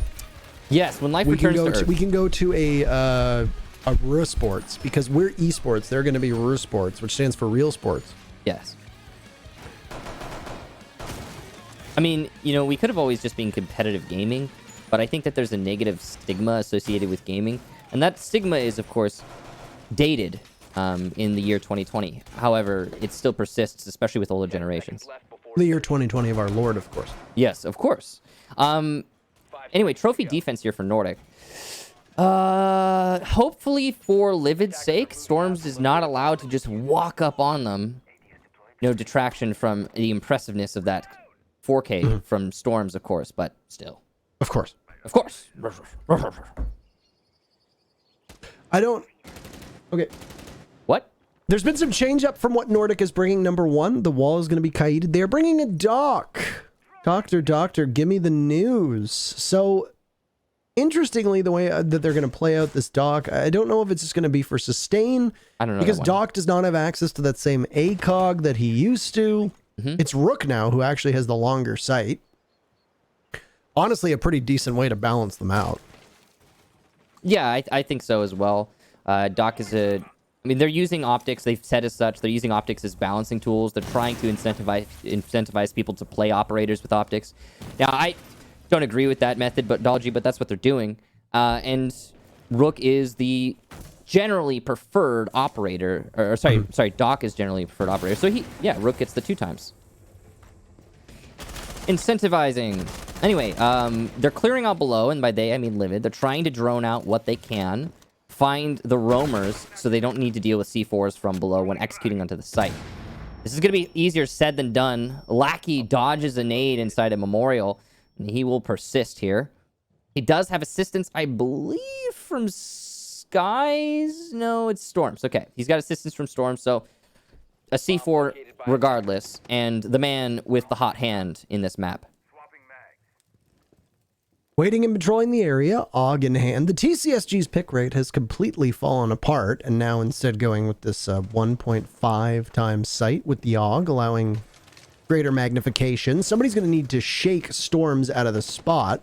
The positioning of Lackey, by the way, now given away. The Storms will wait very patiently, and then he'll just head right back up Astro Stairs. The one line of sight that could have been had on him was inside a Master. There goes a grenade. Very poorly timed, by the way, from Brian. Come on, Brian, you are... I thought that was Lackey. I was like, wait, that's not the right team. Not again. By Jove, he doesn't know how to throw grenades yet. Nobody seems to in this match. No, unfortunately. Where's BC?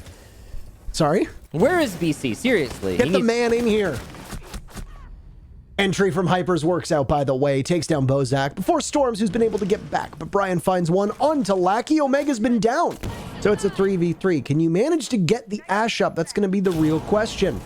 Some staying power from S4 as Storms and S4 both get overhealed. There's still one stim pistol left, and Skies is going to be on the ground. He's going to get pushed from the top of Astro Stairs. Missed opportunity. Omega's been picked back up. Storms takes out Zigalo, and now the Doc is there springing in action. 2 kills from S4, and then Nordic wins on time. Sloppiness from Livid, and now it's match point for Nordic. We might see a map 3, Michael. Yeah, I think that round right there secures map 3. Livid will be broken after a loss like that. The word you used, I think, was perfect to encapsulate the entire round. Sloppy from Livid. A truly disappointing execution there. So much potential in the way they chose to execute. The downstairs clear worked out, kinda. I mean, Storms did get a kill down there, but yeah, they denied the downstairs presence as a factor when executing under the site. They got all the control they needed in statuary. The smokes did the rest of the work, or so it seemed. Livid were in control, and then they had one person too far afield, and S4 was able to waltz in and deny the plant in the dying seconds. Tragic is another word, the one that I will contribute to that round. Well, I mean, tragic for their fans. Tragic for Livid, their fans, yeah, I mean, monumental, fantastic for Nordic, and again, as you mentioned, map 3 almost certainly off of that. Yeah, it certainly seems likely, but don't count yourselves out yet. That's one win for the defenders, and, well, another one will send us to round number 15. God, these teams are so evenly matched. Regardless, we'll have played all but one round. Round 15 is still very much in the cards, by the way. Yeah, because we got a double on OT for the last map, right? And then we're getting a close to a double on OT in this map. So yeah. Yeah. It's going to be a long one, Parker. Yes. And it's correct. It will be. We did say we were excited to see Oregon, and I still am. I mean, it has been 2 hours and 40 minutes, and we are still not finished the second map yet. So yes, it has been decently long, but these teams being evenly matched has at least given us a good show. So, yeah, Parker, Andrew was trying to get a hold of me. He wanted to do like a meeting for something, and I'm like, hey, I'll let you know when I finish casting today. He's like, oh yeah, just send me a ping. I was like, yeah, it could be anywhere from like an hour to the next day. Yeah, to the next day, or so it seems. I hope he's not too angry with me, but yeah, this match has been pretty intense, I gotta say. And we've been seeing mistakes from both squads, to be sure, but always when there's one team making a mistake, and this is an important distinction.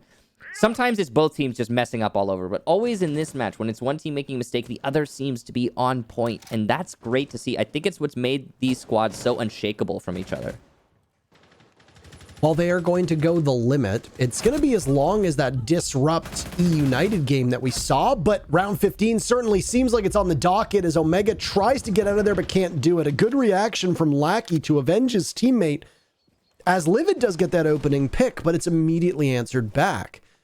If he's flying under the radar, Hypers could pop up to strike inside a trophy, but that obviously will require them to drone him out. Also got Rowdy Owly above. This is a kitchen defense, so you want to keep hold of that second floor control. You complimented Livid's hold on this bomb site all the way back in round number 3, and we'll see if they can replicate that success because they couldn't in round 6 at all.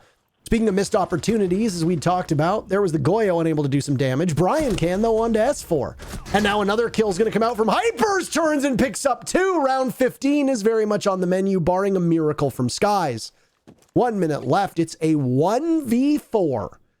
We are going to need all 30 rounds as he's going to toil down in the basement, and we all know how difficult this is for him. He might actually take the time for a mental reset for his team to try and get back into this.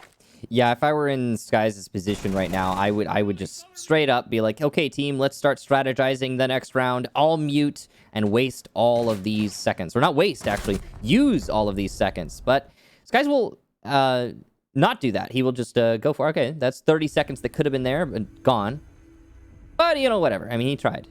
Livid, a solid hold upstairs. That's the key to the round. Livid did not let Nordic clear the top floor, specifically Hypers. He sure did show up that round. We've been noting how Hypers gets picked off quite frequently at the beginning of these rounds, especially on the defensive side. Not so there. He played much more passively inside of Trophy, and boy howdy did it work out well for him and his team. A solid hold upstairs, as I said. Nordic struggling to clear out, but now the advantage, I would say, lies in Nordic's court. Now, despite this being a pretty even match in terms of attack defense, when you're in the final round of OT, we have found consistently throughout history, it is easier to be on the defense for most maps just because it forces the other team to initiate, forces the attack to take that advantage that they have.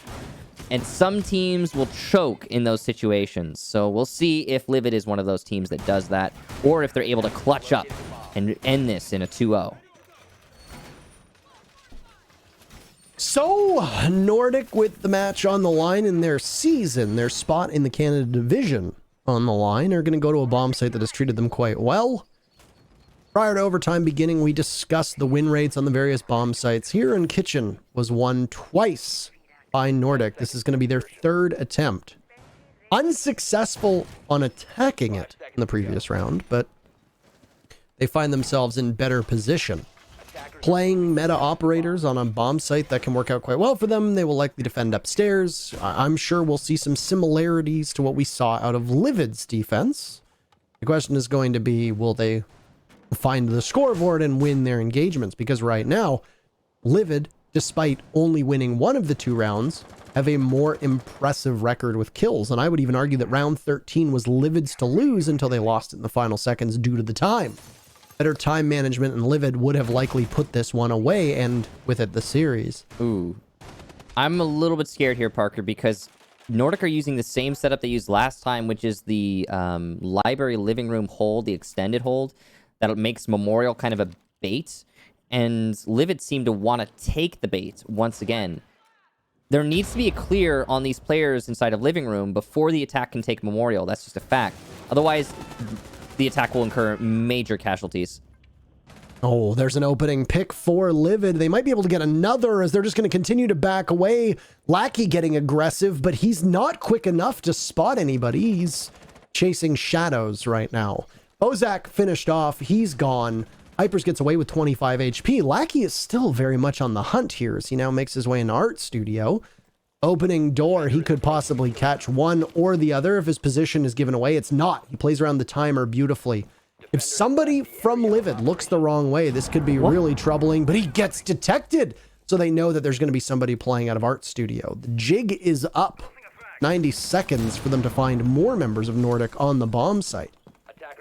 Well, you've been noting how the kills are the major determining factor here throughout this series, and I mean, I think we both agree on that one. And so there's still a chance here for Nordic, despite the fact that their extension was somewhat cleared out, although not fully. And, oh, sorry, I spoke too soon. Livid gets 2 big kills. Now it's all on Storms and S4.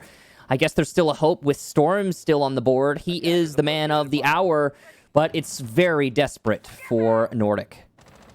This would be the most remarkable turn of events if somehow Nordic ends up winning this, but they've got just S4 left in a 1v5. He's going to do some damage, but he's got to confront that exit from Pantry with just a tiny portion of HP. Livid going for the diffuser down, and there we go. Livid manages to stave off relegations. Nordic will be fighting for their spot here in the Canada Division as Livid stun us and a lot of the viewers at home, taking the series 8-7, 8-7. That was a pretty intense match, regardless of the 2-0, and a beautiful play overall from Livid. Brian, once again, one of the standout performers, for Livid, and Hypers as well. Hypers really came alive in OT, and Livid certainly needed that. Well, you could quite literally hear me closing the book on that matchup. We've got none other than our good pal JJ waiting. Let's bring her on in and talk about that match. Hello, gentlemen. You're such a nerd closing the book.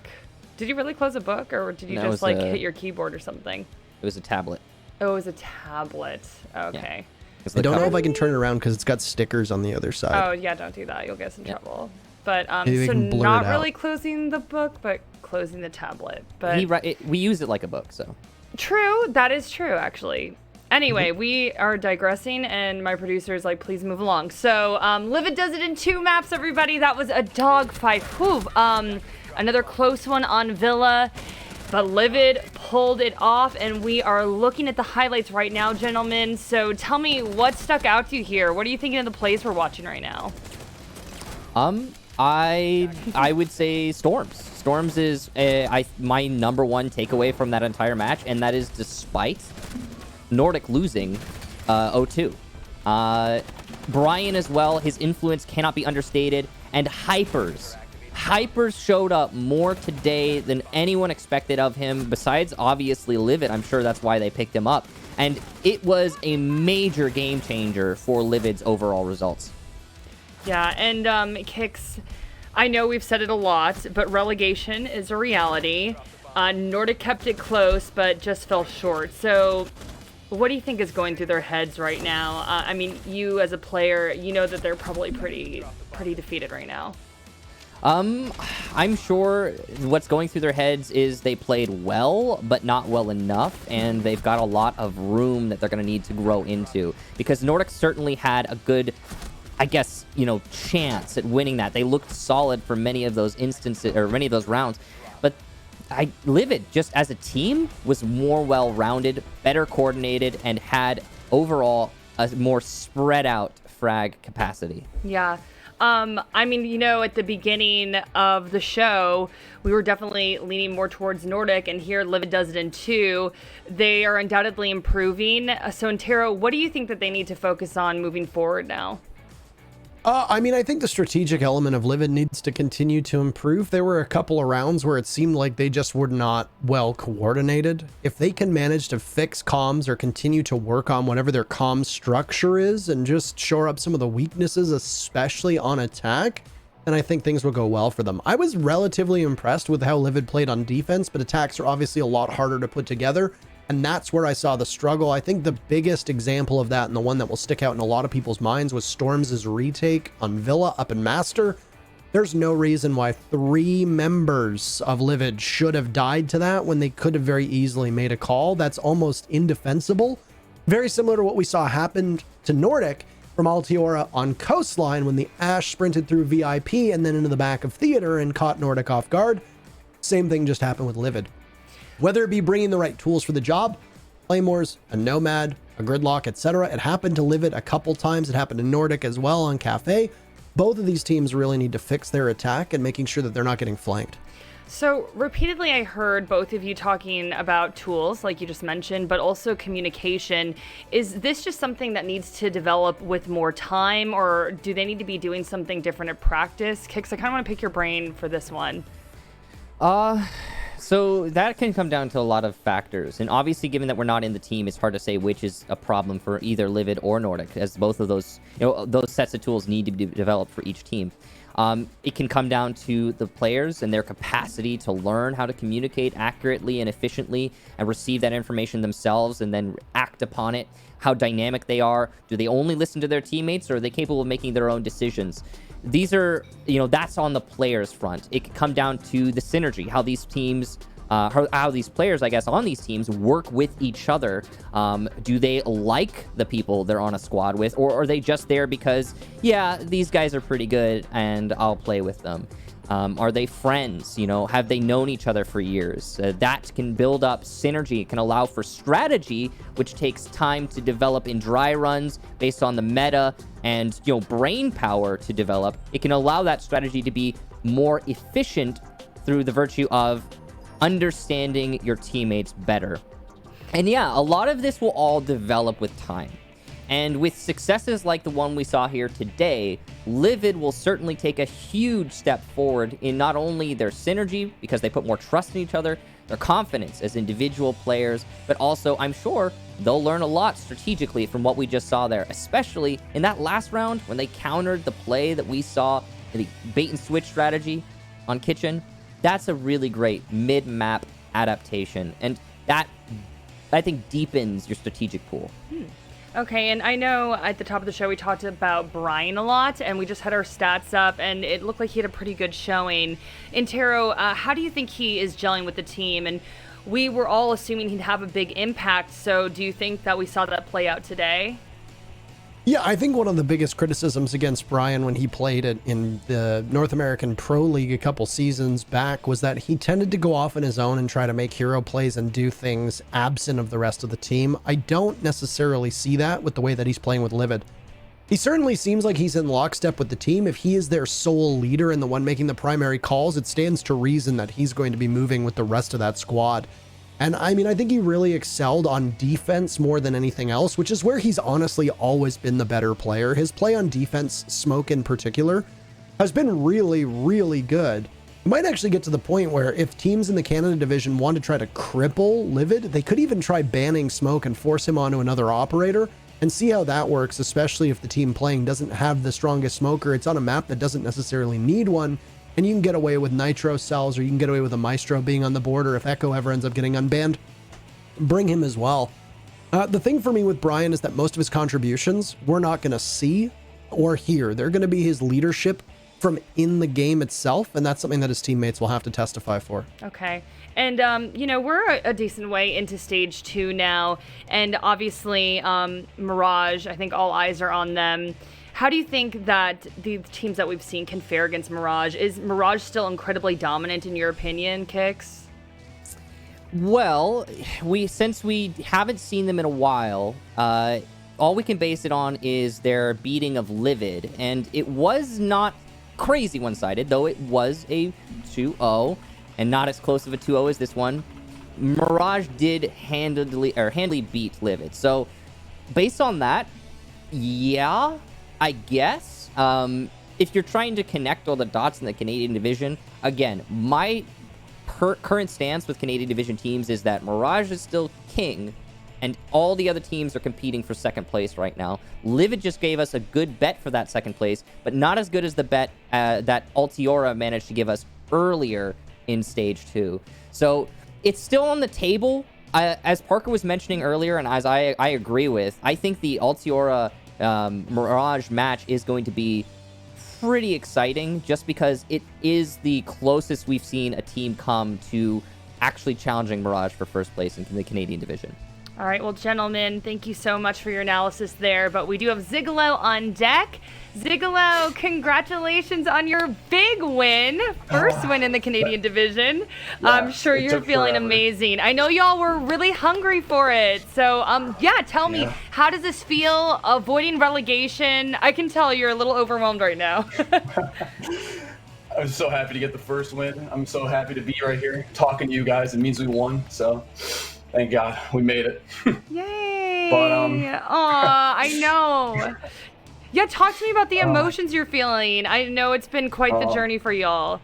We all just tried to not get in our heads. We didn't think about what this game implied. We just came out and all we cared about was trying to win. Just right off the rip.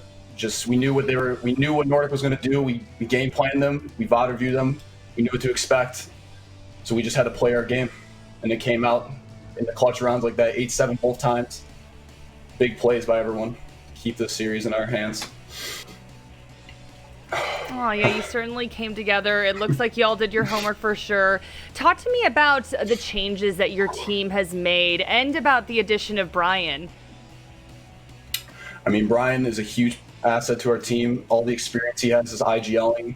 his awareness, situational awareness. I mean, it's just second to none. It's like having a cheat sheet. This guy knows every time when you should be pushing something, when you should hold. He reads every scenario well. And I mean, he's great. And we also have Hypers as well. Hypers is huge for us. Huge fragger, man. He was playing Nomad this game. I know from the last week to this week we switched roles up a little bit, but it didn't matter. We made it work, so. You certainly did make it work.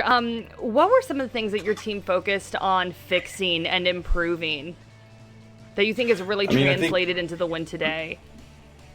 I think the big thing for us last week was just nerves. We came out against Mirage. We knew they were tough. We gave them maybe too much respect. And we kind of blew it, to be honest. We thought we had them. We thought we had some rounds that we choked away. But this time around, we prepped for the whole week. We practiced like in TS, like TeamSpeak. We practiced just getting in the mentality for game day. And when it got there, we were all fine. And we just knew, hey, we made some changes to our rules. We changed up some of our strategies to better complement what Nordic's going to do. And we just went out and executed. Certainly. And tell me what you are focusing on now. You were just talking about Mirage, and they certainly seem extremely dominant in the Canadian division. Do you think that Livid can contend? If we get Mirage again after they play Altiora, I think we'll be ready for them this time around. But we got 2 weeks now. We can take a little breather, thankfully, and we can just catch our breath and refocus. Because we might play Mirage or we might get a taste of Altiora. We'll see. We'll see what's coming up. All right, Zigalo, congratulations again. Oh, yeah. Thank you so much. Sorry, didn't mean to cut you off. Thank you so much. Aw, you're so excited. I'm going to bring it back to our casters, Kix and Intero. Thank you so much for that great interview. But Kix and Intero, it's just so lovely to see how excited they are. We've talked about the Canadian division developing, and these teams are fighting so hard, and really excited to see us in stage 2 here. And I do kind of want to pick your brains about how you think the Canadian division is progressing, because it is a region that needs some time to develop. So Intero, what do you think? I think these teams are obviously making some pretty big strides. Mirage is, to me, still the high water mark for this division. Altiora has probably shown, I would say, the most improvement, but now I kind of question it because of the way that Nordic played. I would actually say Livid might have shown the most improvement, but I mean, we'll see about that. Like you pointed out, they're going to play Altiora or Mirage. Right now, the smart money is on Livid versus Altiora, which is a matchup that we obviously haven't seen so far. A Mirage Livid rematch is definitely doable, but I think unlikely. These teams are obviously gelling. Livid made a roster move. There's 2 roster moves, rather. They're still trying to find their footing, and I think they've been doing a better job of it now than they did before. They've still got issues. They know how to deal with them. For Nordic, I wouldn't be surprised to see a roster move. Altiora's roster moves obviously paid off. Mirage is continuing to get better. The only question is, are they increasing at a fast enough speed to then go toe-to-toe with the U.S. division? And that's something that we just can't answer right now. Yeah. All right. Well, thank you so much, Intero, for that. And now let's get to our Corsair play of the day. And Kix, I'll put you in the hot seat. What are you thinking? Storms is push into Villa, Master. Okay, Intero?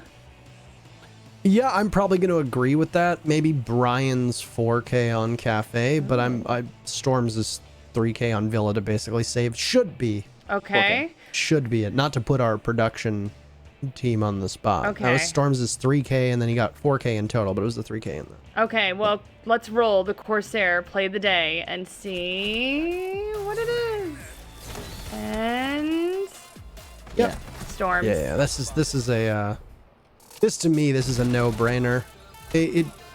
I mean, not only was it to propel Nordic to match point or to OT, it saved the match and obviously gave some much-needed momentum back to them. Yeah, that was certainly a dogfight, but whew, gentlemen, they did it in 2. Livid taking it. Really, really fun Friday with y'all. Big thank you to Kix and Intero. You guys are great. Obviously, Mel, you're the man of the hour. We love you the most. But also want to thank all of you watching at home, our production crew. And do not forget the U.S. Division Monday and Wednesday, 3 p.m. Pacific Standard Time. And then we got the Canadian Division next week as well. Some awesome matches ahead of us.